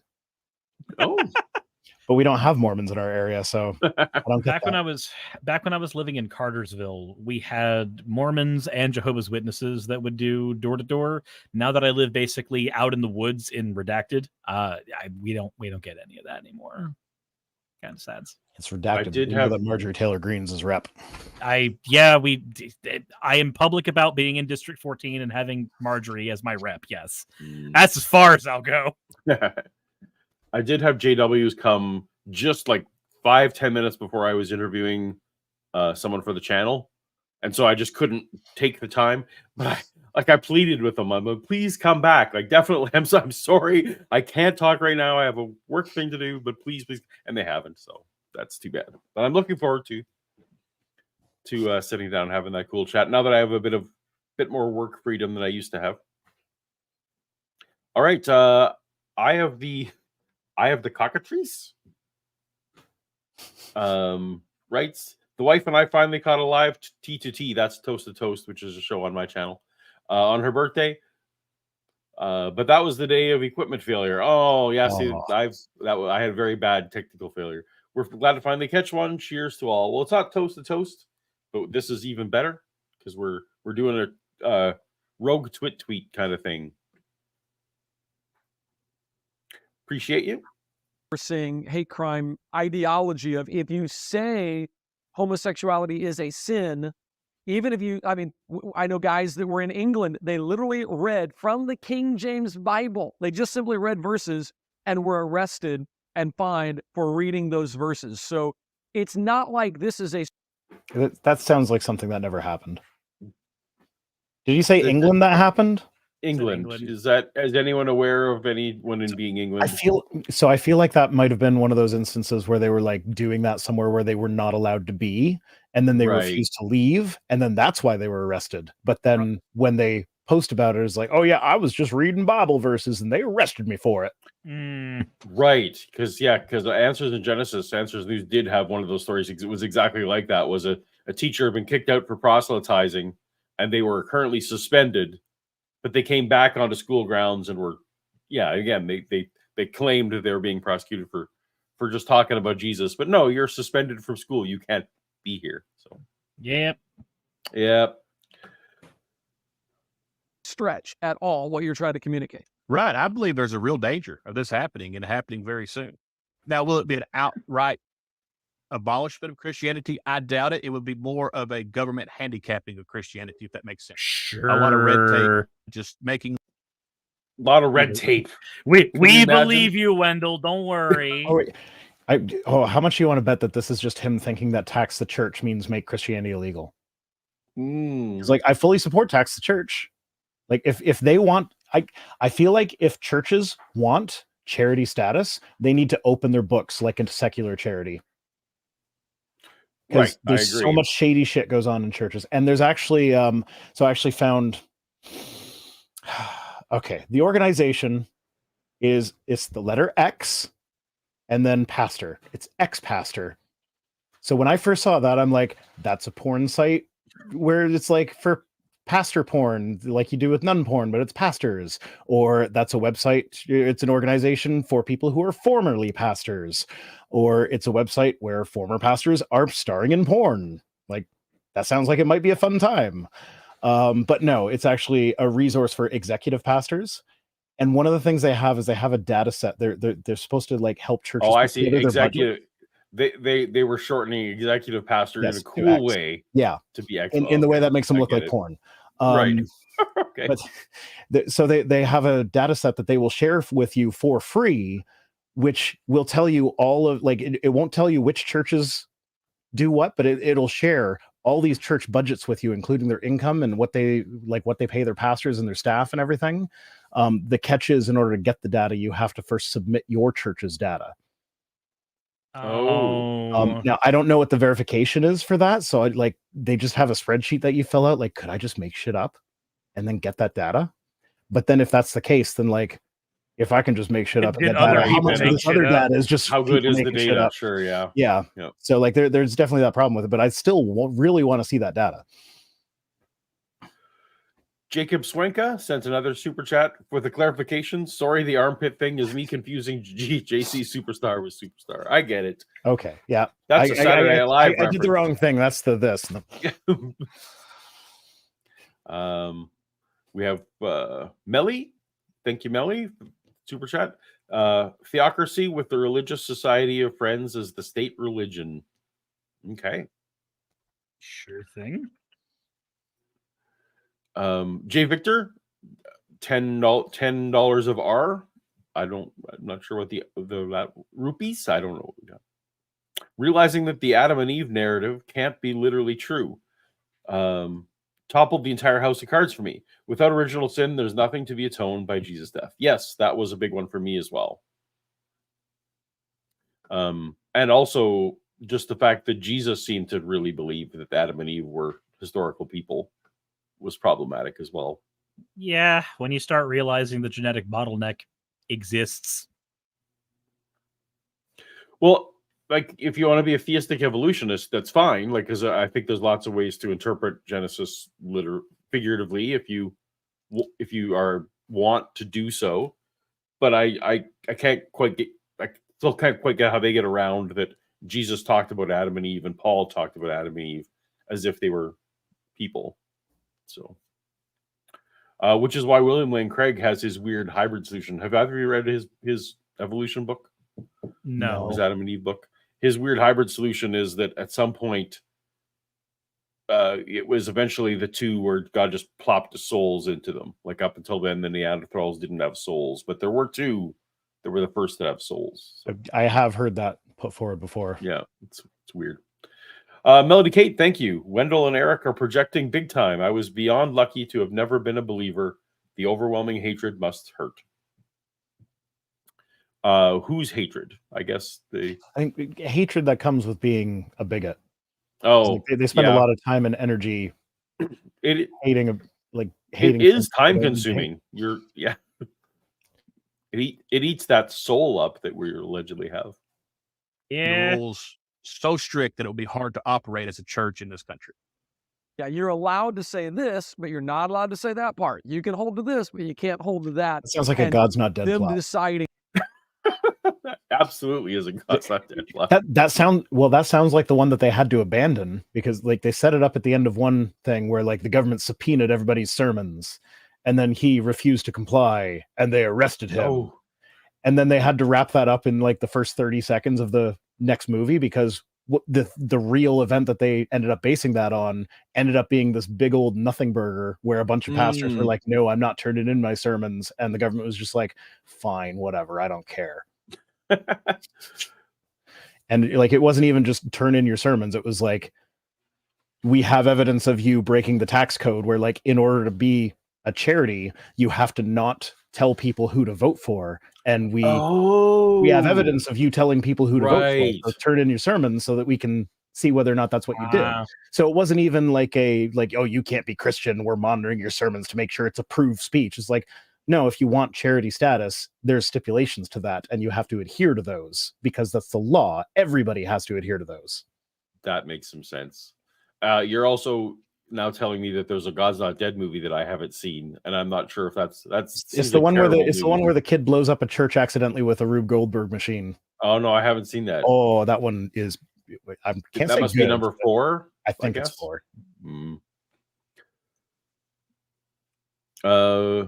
Dr. Don Hogue, xenobiologist at large. Thank you, Don. The Idiocracy, brought to you by Yahweh Jr. Idiocracy is a good movie that lots of people should see. Jassa in my chat is saying God's Not Dead 3 is where things go boom. Oh, okay. In what parts of Is there a 4? Because that means there's 2. There is a 4. Yes, I think 4 might be the one with Sabrina the Teenage Witch. Christianity? So you got one guy, observations from life. I don't think atheists are organized in the way you think they are. And you said, I think the internet has played a huge role in organizing atheistic thought and injecting it into mainstream American culture. Thank you. That feels like the normal answer. Okay, everybody in the chat is arguing over which God's Not Deads are which. I guess Sabrina the Teenage Witch was 2. I don't know. They all blend together. Some of the main concepts you got back? I mean, was there a ton of pushback from atheists with this? Oh yeah, absolutely. Because every atheist is by far, if you talk to them, is the greatest moral person to ever live, right? And we that's Christians every are just person ever. Nobody's the villain of their own story. Yeah, I mean, like, I can tell you bad things that I did that I'm ashamed of. I'd rather not. Yeah. Like, I mean, I don't think I'm the most moral person ever. Everyone has, of course, has their own justifications for how they deal with, do what they do, but this has nothing to do with the pushback you're getting on would we ban Christianity the second we got office is not necessarily a moral. I don't have to think myself the greatest moral person in the world to also say, yeah, I probably wouldn't ban Christianity on my first day of office. Yeah, well, I think they're like I think what he's kind of getting at is an iteration of the moral argument, where it's like, how are you grounding your morality? Where are you getting your morals from? And all these atheists seem to think that they have it figured out without God. So they're somehow the most moral being in existence, because God to them is the most moral being in existence. Wendell does like that borrow from God stuff. Yeah, we're not very good people in their eyes. I will say this. I do believe in a thing called a digital conscience. And Elon Musk has spoken on this a little bit. And it is this idea that in the digital world we live in, Twitter being the town square, it almost creates the narrative. And that narrative becomes so powerful that it tends to influence thousands and thousands of people at one particular time. That's why there's such a battle on Twitter, from the left or from the right, to try to control who can rise to the top and get their information out there. It is the world's biggest microphone. And so, and if you can use it correctly, you can create a digital conscience, or at least control it a little bit. And it's a powerful platform. And so I think does he just ignore his digital conscience then? He created it and then ignored it. Yeah. Twitter is becoming less like Elon since taking that over. You are so less likely now to see something you disagree with than you used to be. Well, you know what? It's actually made Twit tweets really easy for me, because I had so much engagement with all the shit disturbers. That's all I see. Like I My get Twitter that is a it's, cesspool. I get that it's a reinforcement. It's probably a really powerful reinforcement engine at this point, but it's no longer this struggle. It's not the marketplace of ideas, shall we say, any longer. Well, it also doesn't help that so many people who used to look at Twitter as this ubiquitous space that everybody would occupy, the longer Elon's been on there, the more those people have left and gone over to other platforms like Threads and Mastodon. Like, those platforms popped up overnight because it was a response to what Elon Musk was doing on Twitter. They knew that there was going to be a place where people were going to want to go to fill in that void. That only happens when you have a mass exodus. This is pretty funny. This is pretty great. I don't Parch Pigeon 9. It's Adam and Eve, not Adam and Steve. Okay, it's Homo sapien, not heterosapien. Threw this at my dad, and he was yelling at me for a few hours. I haven't heard that one. That's pretty funny. Perfect. And Melly with another super chat. Thank you, Melly. I believed in evolution as a Christian and got around the question of when do humans as a species start to sin? By just not thinking about it. Yeah, that's the kind of Christian I was too. I just took it on authority that my pastor said he had good answers. My Bible school teachers said they had good answers. So I didn't actually care what the good answers were. I was just reassured that someone had the good answer. And if I needed it someday, I could look it up. That's kind of where I was when I started my read the Bible journey. Yeah. Surely somebody knows what's going on. I was actually afraid to ask about the answers, because I was afraid that there wouldn't be a good answer. So I didn't talk to my pastor about the genocides in the Bible. So I was like, oh, just in case, right? Yeah, how are you going to justify that? Like, how is this possibly morally justifiable? And do I even want to be the kind of person who morally justifies genocide? Every Christian ought to be operating in Twitter for that purpose.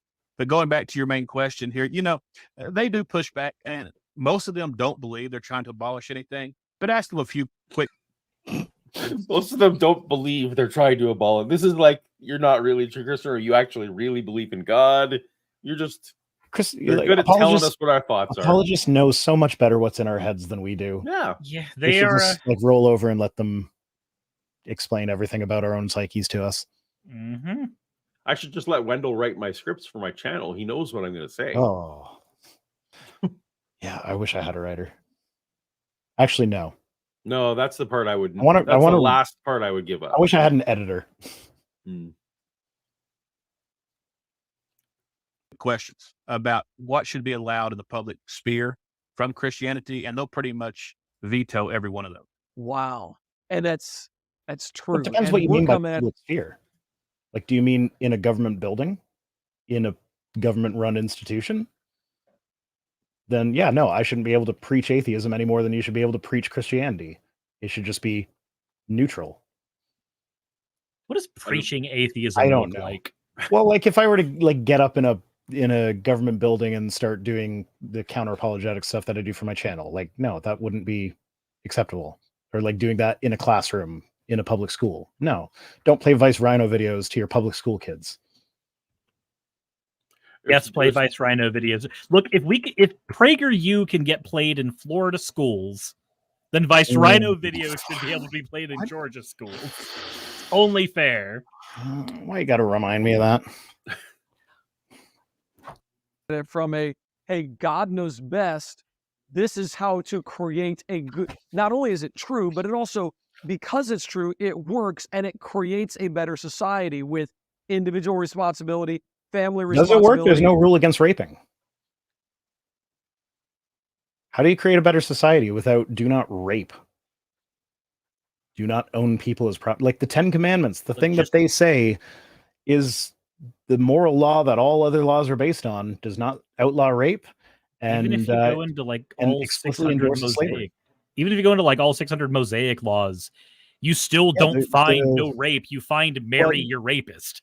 Yeah, there are laws about rape, but it's not that rape is illegal. It's that you can only rape a non-betrothed virgin, and then you have to you have a you break it, you bought it situation there. Yep. Which is gross, for the record, in case anyone wasn't clear on my stance. In case you needed to know. Brain Cramp, thank you, Brain Cramp, for $5. Writes, I wouldn't say I'm the most moral. I haven't met everyone, so there could be someone more moral. Well, that's the kind of I don't know that we appreciate that we atheists are willing to admit. This is the circle of all possible things that you could know, and this dot is what you do know. These are all the people in the world, and yeah, I'm this moral, but yeah, it's good. It's good. Eddie Dean, for $5, writes, Paul, how can Wendell know what you're going to say and still believe what he believes? Well, he insists that he knows. This is the thing, Eddie. Wendell knows that the script, I'm writing things in my script that I don't actually believe, because they actually do believe in God. So my scripts would be more accurate to my secret inner thoughts that I'm not aware of if Wendell would write them. That was kind of what I was getting to. Oh, Shannon, I remember that. Shannon, once had an apologist tell me live on air. Oh, right. Yeah. Yes. I remember that. That was a real thing that happened. Yeah. Oh, fuck. That's gross.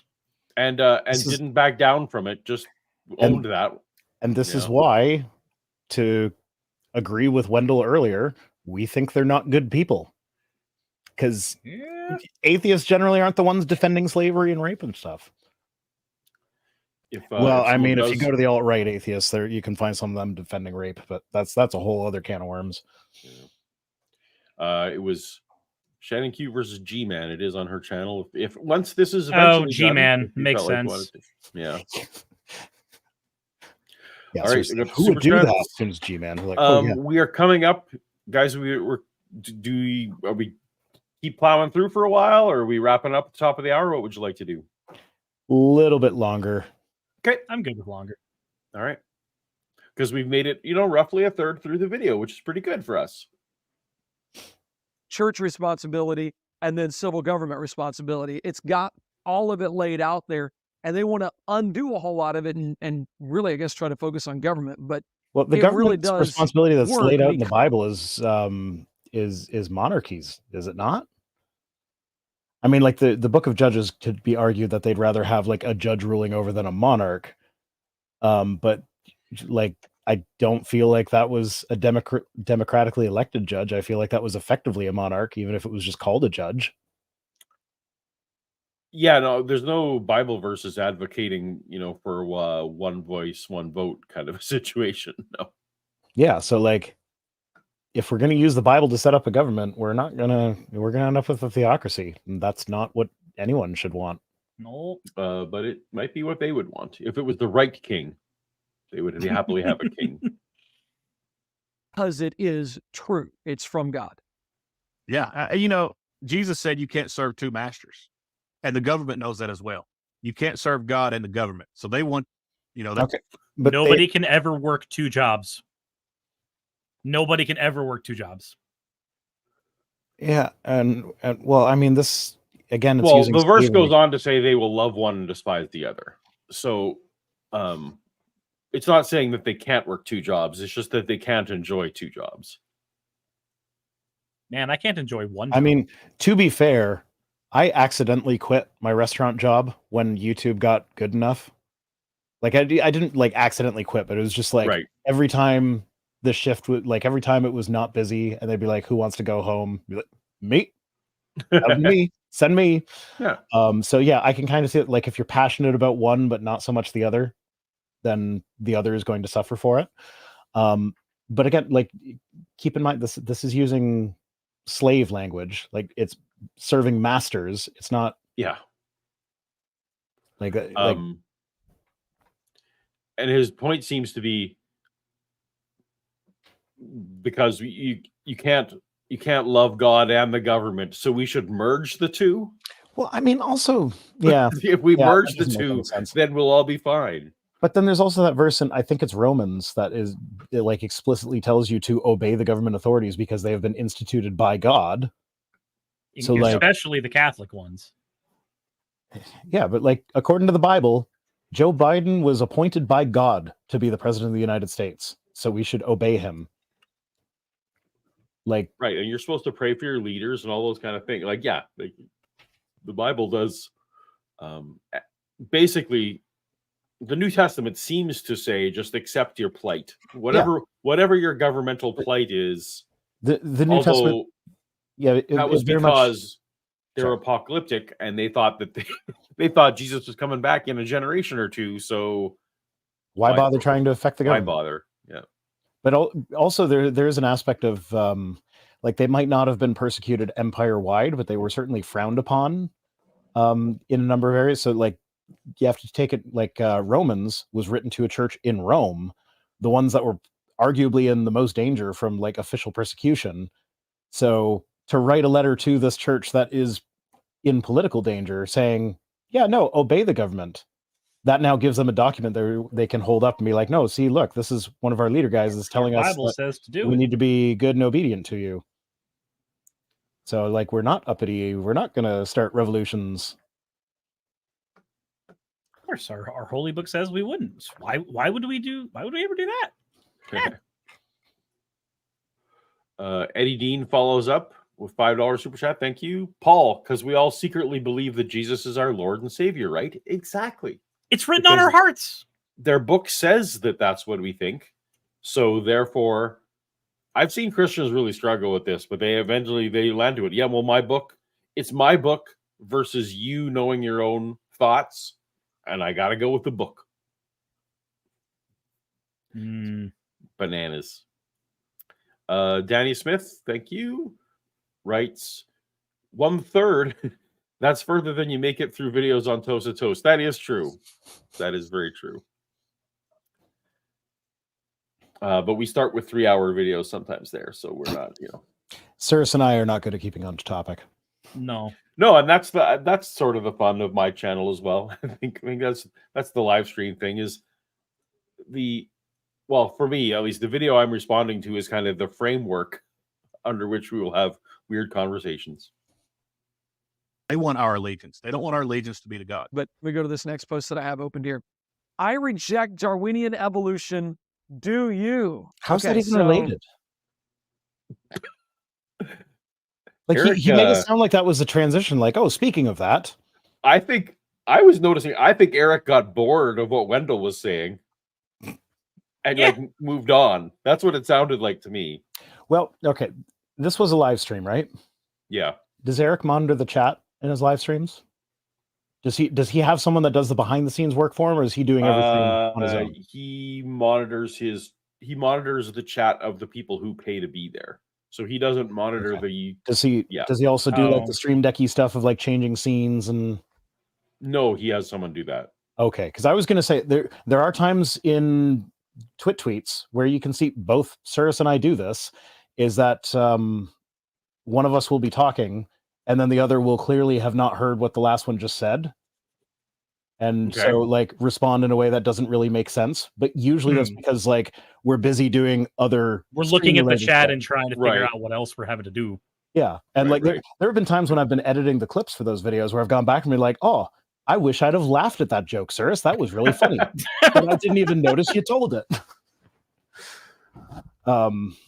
So like I thought maybe something like that was happening, but if he's got someone else doing that, then yeah, I guess he just got bored. Yeah. Jester, Lord of Fools, for $2 writes, it also seems to think that trees are evil. Yeah, well, you got to curse them if they don't produce figs in season, for sure. No, out of season. Fuck this tree. Out of season. Pardon me. Good correction. I mean, that's one of those instances where you can actually see that Matthew didn't really understand what Mark was getting at when he was copying it.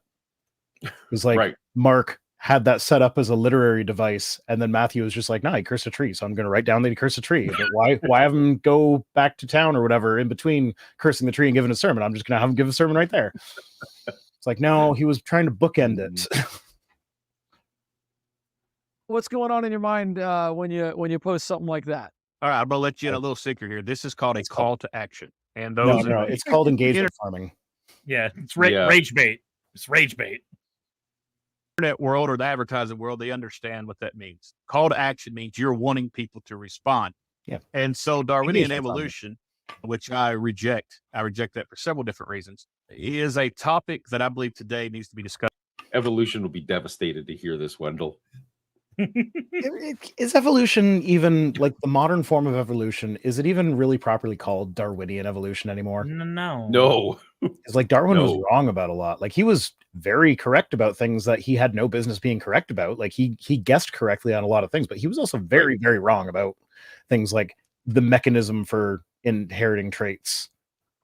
Well, no theory of evolution now can ignore genetics, and Darwin had no access to the concept of genetics. So, When Darwin was writing his book, the cell was thought to be just a gelatinous blob.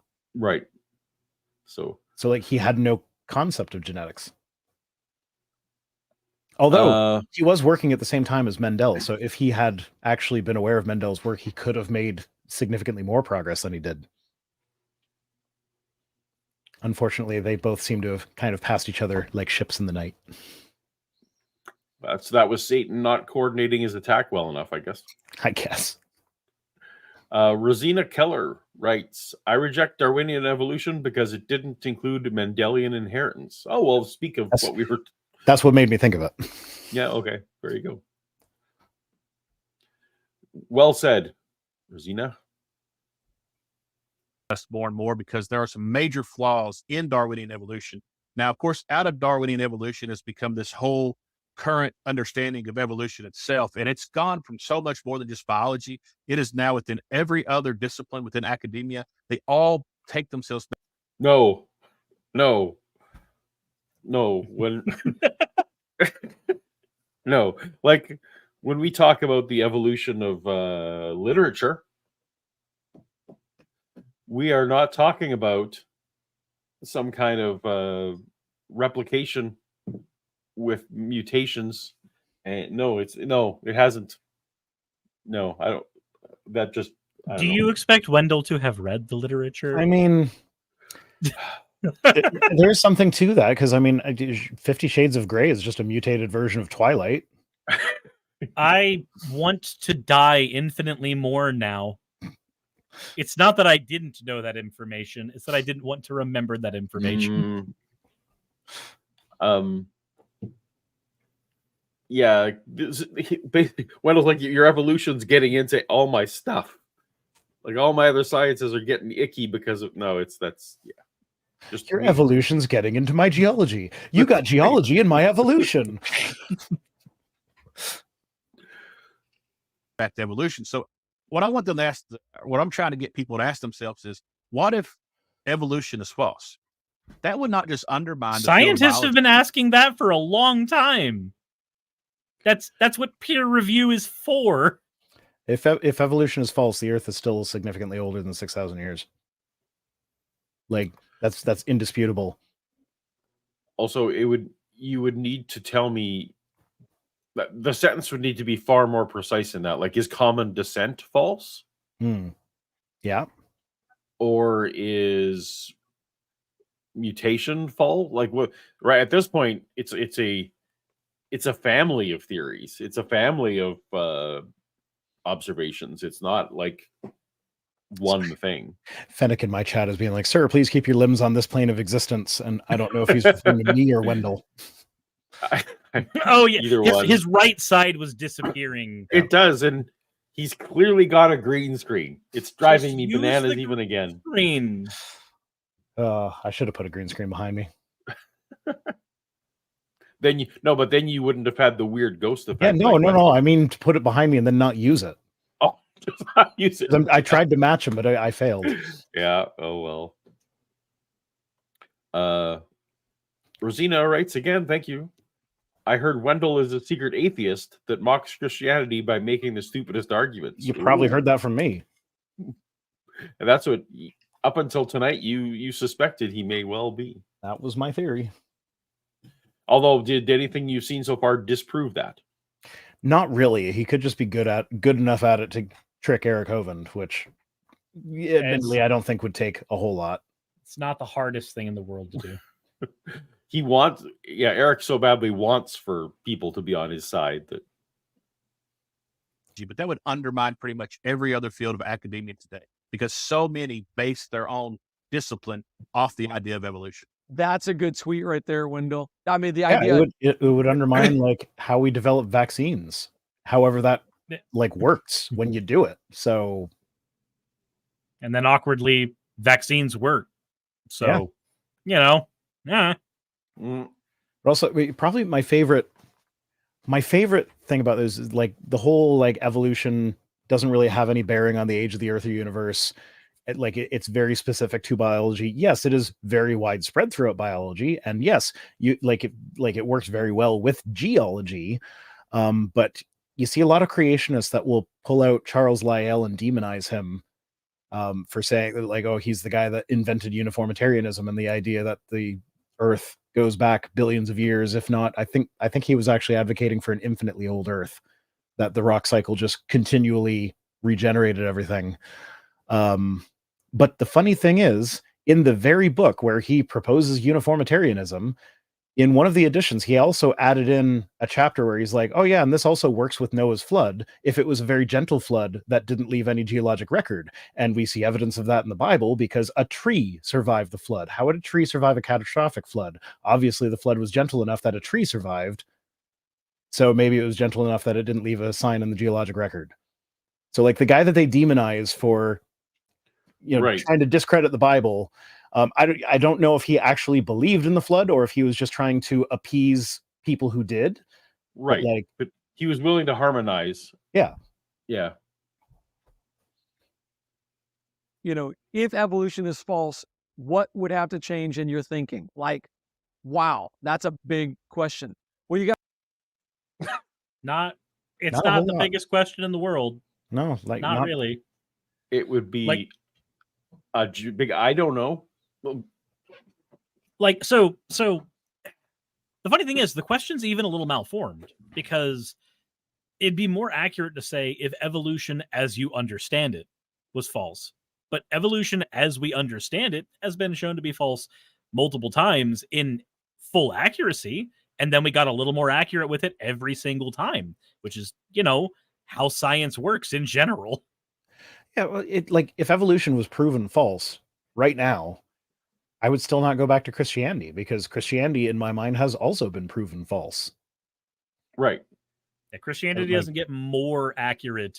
It's just because the evolution. Yeah, it's not a question of Christianity versus evolution. It's a question of Christianity don't work, evolution does.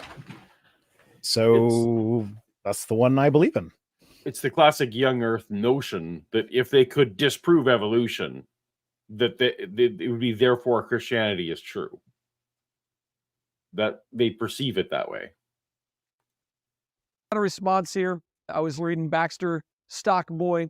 Okay, how do people come up with these names too? Is it just like, I don't like the name my mama gave me? Baxter Stockboy? It's Baxter Stockman from the Ninja Turtles it's a play on words. What? Yeah, how do people come up with these names? I Yeah. typed Eric Hovind into an Nice. anagram generator. How do people come up with these names? How indeed. Oh my god. I find it interesting on the creative names here. Extra Stock Boy. So he says, why does this matter so much to you? Even the leaders of the church agree that Darwinists are correct about how life began. Why is this hill a hill to die on? So tell me what you think he's thinking to write that, and then let me get into your response to it. Okay, so I believe Just he is asking thinking for a straw man. Just Tell can me you what just- you think he's thinking. That's right. Psychoanalyze this, please, before you. that evolution is compatible with Christianity. And I think a lot of the churches are to blame for this because from the pulpit, we've told people that their ideas on Genesis really didn't matter. Didn't matter if they believed old earth, didn't matter if they believed young earth. The important thing is the gospel, right? So if you believe that God utilized evolution as a mechanism to create the world that we live in, then so be it. If you believed he just simply spoke it into existence, it really doesn't matter. We're created and we are here today. Does that make sense? It does. And then what are you thinking for a response here? Obviously, you respond. Darwinian evolution proposes that human beings are the result of changes in species over time. This means death existed before the first human. The issue is, Scripture teaches that death entered the world through sin by way of Adam, which, by the way, that is it. You're hitting the nail on the head there. That is the big deal. Anyway, so I can click that, go into what you say here. So you're genuinely trying to help him understand that Christianity that is consistent with biblical teaching would not hold to Darwinian evolution. Put it that way. And I then mean, yeah, that's the problem. yeah, That's not an argument in his favor. That's creating a bigger barrier to entry to someone who knows that evolution happened. Like, And then- he doesn't seem to. He doesn't seem to. I've asked Eric this very question: is like, why do you think? Do you think that it's based on evidence that all these people want to adopt theistic evolution? Like, or like, what is the motive of someone who wants to adopt theistic evolution? Because they obviously think it's correct for some reason, it and it's tends, not. Like, I know when it happened to me when I was in high school, because in PCA we were told we were non-denominational in PCA, but like then I found out later that PCA was founded by a Seventh-day Adventist and an old IFB pastor. So non-denominational really just meant Southern Baptist, all things considered. But because I was told we were non-denominational, I took that to mean that there were a lot of flavors of Christian and they were all correct on certain things. So when I got to high school, my science teacher was Catholic, and I either had never been told or simply didn't pay attention to that Catholic was the wrong kind of Christian. It was just a different kind of Christian. And when I found out that my Catholic teacher believed in evolution, that was one of those first pegs that moved for me, because I went, wait, you're a Christian in my book, you're an authority figure, which I've been told to pay attention to, and you believe this thing I've been told is wrong. Well, you're the authority figure. You know more than me. Let me listen to you further and see what happened. And it was that thing that Wendell said earlier in the video. Yeah, it's weird how that works. Weird. It's you can convince people more when you convince them first that you're part of their group. Strange how that works. Human psychology is a bitch. Yeah, I agree. So if evolution is true, the doctrine of original sin isn't true, which means the entire gospel narrative unveils. I hope that helps you understand. And then, of course, it goes on. How important is it for Christians to just like or comment up the good and down the bad? How important is it for Christians to like or comment? What kind of cyclical? What is he doing? God won't give you enough crowns in heaven if you don't like my post. My children will like the post. The devil's children will not. Yeah, there's the whole section of the Bible where it's, those who prayed in public received their reward in full. Yep. God, I was literally told in church that every person we got saved would give us an extra crown, like a fucking collectible when we got to heaven. Yeah. The 11th commandment is thou shalt like and subscribe. Well, is that from the first or the second set of tablets? Yeah. I'm going to say second because that's the version that actually like got called the Ten Commandments by the text and went into the Ark of the Covenant. All right, you shouldn't boil your poster's post. Also, there's a bunch of feasts that you have to keep. If I'm not supposed to covet, Well, that's then not what in is the the Exodus po- 34 ones. You're allowed to covet. what is the point of crowns in heaven if not to make the other people Covet the notice that you're crowns? better than they are? Look, Right? the more I reflect on the way heaven was described to me, the more the Has-Been Hotel version of heaven makes perfect fucking sense, including Adam being a genocidal maniac. No spoilers. I'm only on episode 2. The Adam being a genocidal maniac. No, I know that. 1. I thought that was hilarious when it turned out to be Adam. Look, he's the original dick. You don't understand. Yep, All dicks get descend it. from him. I get it. Wait, what am I watching? What am I missing? What Has Been Hotel. It's on Amazon Prime. Okay. It's a cartoon musical in the style of like 90s Disney cartoons, but it's about Satan's daughter trying to start a hotel in hell that will reform damned souls and get them into heaven. Well, this sounds like something I should watch. It's amazing. It is very, very funny, and the songs have been stuck in my head for a while now. I wonder if 1 Million Moms has started a petition against it yet. I know Tim Pool got angry at it. And yet, no, they're very much still concentrating on the fact that they do. Someone wore trans socks on Paw Patrol. Oh. Urge Amazon Prime to cancel the demonic series Has Been Hotel immediately. I love how the chat is now erupting in, oh my god, Paul's been made aware of Has Been Hotel. This is great news. I've been looking for something new to watch. I'm excited. Do yourself a favor. They have 23,605 signatures on that petition. Oh, they almost have 1 million, right? No, they almost have 10% of 1 million. Mm-hmm. They almost have 25% of 10% of 1 million. They need to get to a power of before they're really close. Do yourself a favor, Paul. The pilot episode is on YouTube, and the pilot episode is canonically episode 0 of Has Been. So if you're starting the show, so what's on Amazon Prime is not that. So it is. Okay. So what happened is Vivzy made the pilot episode with a different cast. When Amazon got the rights to the show and put the show on Amazon Prime, they did not put the pilot on Amazon Prime because they don't have the rights to the pilot. They don't have. Okay. They censored. Okay, on the 1 Million Moms website, they censored the word "sexual" when they're saying it uses vulgar sexual references. It's S**XUAL. I wonder what that word might mean. Come the fuck on.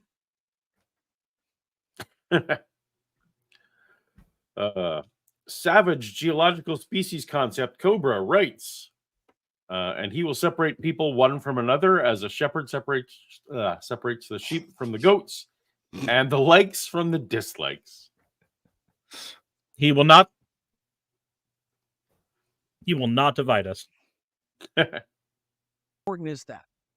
Oh, very important, because in social media, I hope that when on Judgment Day, God does what YouTube does, and he doesn't actually put up the number for the dislikes. It's just, okay, well, there's some dislikes. You can get the number of your thumbs up, but I don't need the sin counter.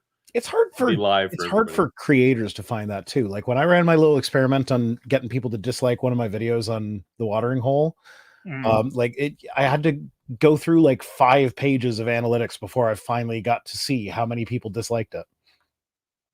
Weird. Speaking of which, if you're watching this on a channel that isn't the watering hole, the tweet interaction that is happening with the good 2 people on this stream right now, that normally happens on watering hole. So you should go find that channel and subscribe. Well, on watering hole and Suris Live and twitch.tv/NecoSuris and twitch.tv/Vice Rhino. There you go. Lots of ways to watch us. There's lots of places, all live, all at the same time. If you take time to respond, to comment on certain posts, it actually helps the algorithm, and it will distribute that post to a wider and wider audience. So just don't scroll by it. If you like it, just take a few seconds, and repost it or reshare it. He already understands how engagement works. Then why does he think he was shadow banned? He understands. He wasn't getting engagement. He understands that getting engagement directly leads to his stuff being put in front of more faces. Did he ever wonder if maybe he's just boring? Did that ever cross his mind? Yeah, okay, Suris, you can say a lot of things about Wendell. Boring is not one of those. You know, you're right, but not for the reasons that you should be. Yeah, I know. I'm always wondering what the psychology is there. How many? I want to ask you who you follow, why you follow them, where you get your content, where you get your answers. By the way, social media, since hopefully they didn't kick you off yet, couple of great resources for you that I love. We built a website called searchcreation.org. Oh, Searchcreation.org. I use that regularly when I want to say like, oh, creationists say so and so. I like to actually be able to back that up with them actually saying it. And that's what I use searchcreation.org for. So thank you, Eric, for putting together a tool that helps me dismantle creationism. Well, let's let him describe it and then we'll mock it together. It indexes the top 43 websites on apologetics. So you could easily go on any social media platform, find what somebody is saying. Oh, I believe dinosaurs lived millions of years ago. Go to searchcreation.org. Did dinosaurs live millions of years ago? Or dinosaurs millions of years? Search.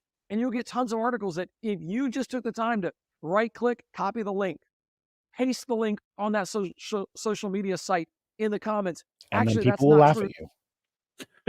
So yeah, I guess he's not really going to describe it. So I mean, he kind of did. So it's basically just an index of 43 websites that agree with him.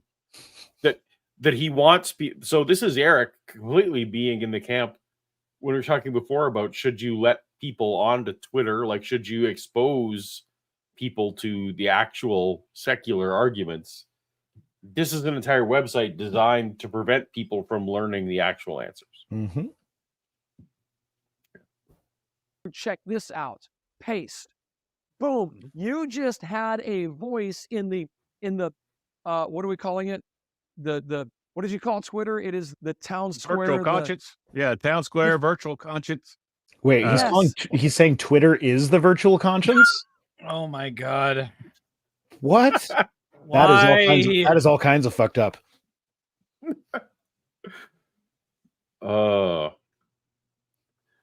We've had some super chats. Peyton Dooley writes, you cast the crowns of Jesus' feet. Revelation 4. So this is like a hat trick in hockey. So you are supplied crowns to throw.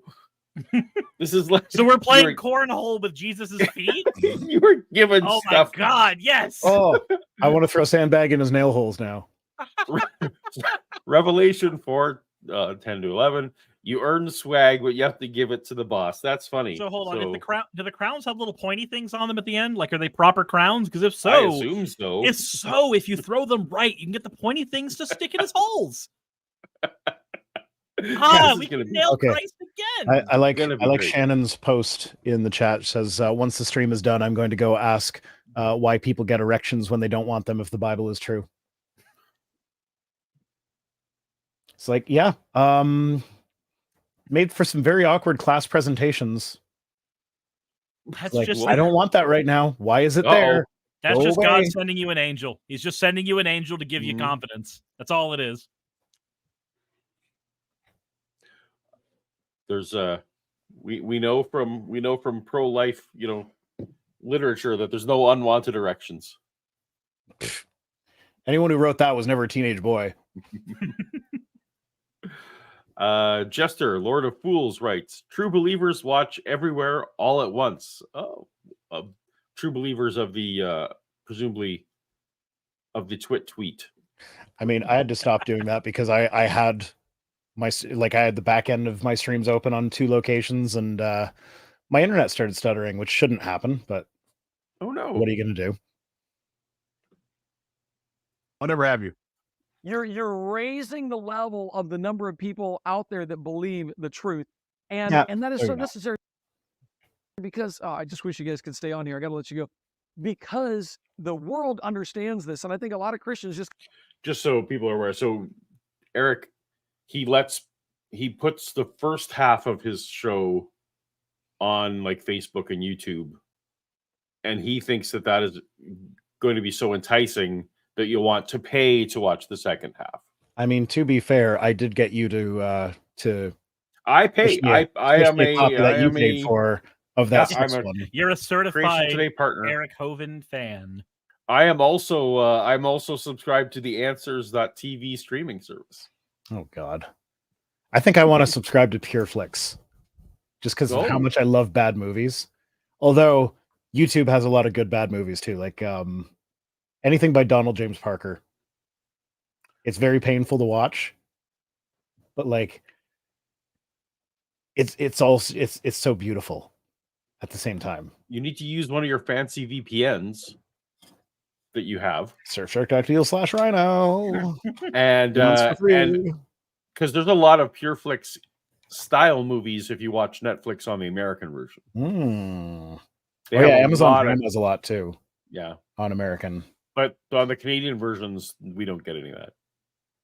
Kind of pull back, like, okay, we got it, we're good. No, our voice has to be heard. And this is just a simple step of lifting up the Christian voice. When you look at the stats that show what percentage of people believe in God and the Bible, that is not represented on most of the social media platforms. And that needs to be. So we need you liking. He thinks that the proportion of like there's any proportion on social media that's disparate than the actual population, because I don't see evidence of that. Yeah. So Shannon in the chat is saying Assassin 33 AD is the best movie ever made, period. I had an email exchange with the director of that movie. Because that was one of the movies that back when I did the drunken movie nights on my streams, that was one of the movies we watched. Right. And I got DMCA'd for it. You did. And so like they gave like the DMCA came with his email address. So I was like, hey, do you mind releasing this claim? Because like I firmly believe that this falls under fair use. And like we actually emailed back and forth a couple times. I did end up just deleting it because he wasn't going to budge. And it's like, okay, whatever. It doesn't matter, but like, yeah, no, I actually, and apparently he did it as part of like a bunch of people like posted his video at the same time. I'm not sure I believe that, but like he was like, oh yeah, no, I don't know which one you are because I got a bunch that day. Like, I'm not sure I believe that, but okay, whatever. I'll just delete it. It's fine. The smaller the movie, the more litigious they are on YouTube. Yeah. I have, even though I feel comfortable because I know lawyers at Disney, so I can, call them. Yeah, I can post Star Wars, I can post Disney, I can post Marvel, whatever. Warner Brothers, doesn't matter. But yeah, you post some weird, obscure Christian indie movie. Yeah. They are on you. I might have recently done a video where normally I have my Rhino avatar in the background and their video small as it's playing. A couple weeks ago, I did one where instead of my Rhino avatar, it's just the entire Steamboat Willie video. That's perfect. And the video I was responding to was about the same length as Steamboat Willie, so I got the whole thing in. That's amazing. I love it. I've said it 3 times and Rosina Keller for $2. Today I learned Vice Rhino is a fan of Yui Bowl. I'm not sure who Yui Bowl is. Yeah, so none of us. Ua That's Bowl. a sports ball thing. No. Ua Bowl. No, what? Ua Bowl, if memory serves, that's the person who was known for doing all of the video game movie adaptations like Alone in the Dark. Is he the guy that did Assassin 33 AD? I don't know. Hold on. Like just because I emailed him doesn't mean I remember his name. Yeah, he is known to be one of the worst filmmakers of all time. And he is the one who he's the reason that we even have the standard of video game movies being awful, because he's the one that got Alone in the Dark. He's the one that got Blood Rain. He's the one that got Rampage. He got Postal. Like, so many different video game movie adaptations are Ua Bowl productions. He produced a movie called Auschwitz in 2011. Ouch. I'm not sure I want to see that one. Auschwitz. Eddie Dean writes, Suris, it's nice to meet you. Jumped over from Paul's channel to sub and buy your love for $5. Well, you have $5 worth of my love now. Excellent. Do we Thank you, measure that Eddie. in teaspoons, tablespoons? Mm, It is one tongue of love. one second. All right, so we're at the bottom of the hour, still going, or we're wrapping up. My voice is beginning to give out, and I just got over laryngitis, so I'd like it to not. That's Okay. fair. So you All guys right. are welcome to keep going, but I'm gonna have to. No, duck I out. think I we think that's a were. good. I think that's a good place. Yeah, I think there's a good place to end it. So thank you so much, everyone, for watching. Again, let's Vice and Suris let people know where they can find you. Links.vicerano.com is where you find links to all my stuff. So I do Twitter, I do YouTube, I do Twitch, I do another YouTube. I have a whole list of research related to trans people and issues. So that's a handy thing to have. Where as long as Eric's talking about just copying and pasting links into arguments or whatever, research.vicerano.com will take you to that list, and like pretty much anything that the transphobes will say, it's got research that counters it. And I'm always looking to grow the list, so every time I see something new, I add it to it. And it is by no means exhaustive.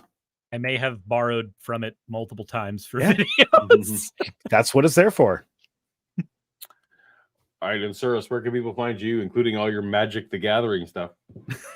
So if you're looking for my skeptic, political, and atheist content, that's going to be over on just Suris, youtube.com/Suris. If you are looking for the Magic the Gathering stuff, that's over on Suris MTG. So same, just putting MTG in all caps at the end. You may get a few of my episodes where I talk about Marjorie Taylor Greene instead. That is because I did not anticipate making a Magic the Gathering channel, and I liked the confusion that happened with a lot of my viewers for the longest time, and now SEO is making me regret that decision. So, you know, that's a problem. That's You can also find me on Twitter at Suraskeptic, and you can find me over on Twitch at Necosurus. Awesome. And if you're learning of me for the first time, Apologia as written on screen, and I could have taken Eric off with this whole thing. Danger Noodle Boop would like an ooh from Paul. A woo, woo. I would like a what? I want to drill out my brains. I want the gray matter to leak everywhere. There we go. All right. Thanks, everyone, for watching. This was fun. Thank you, gentlemen, for joining me, and Thanks we for having will us. see you in the future. Later. Bye.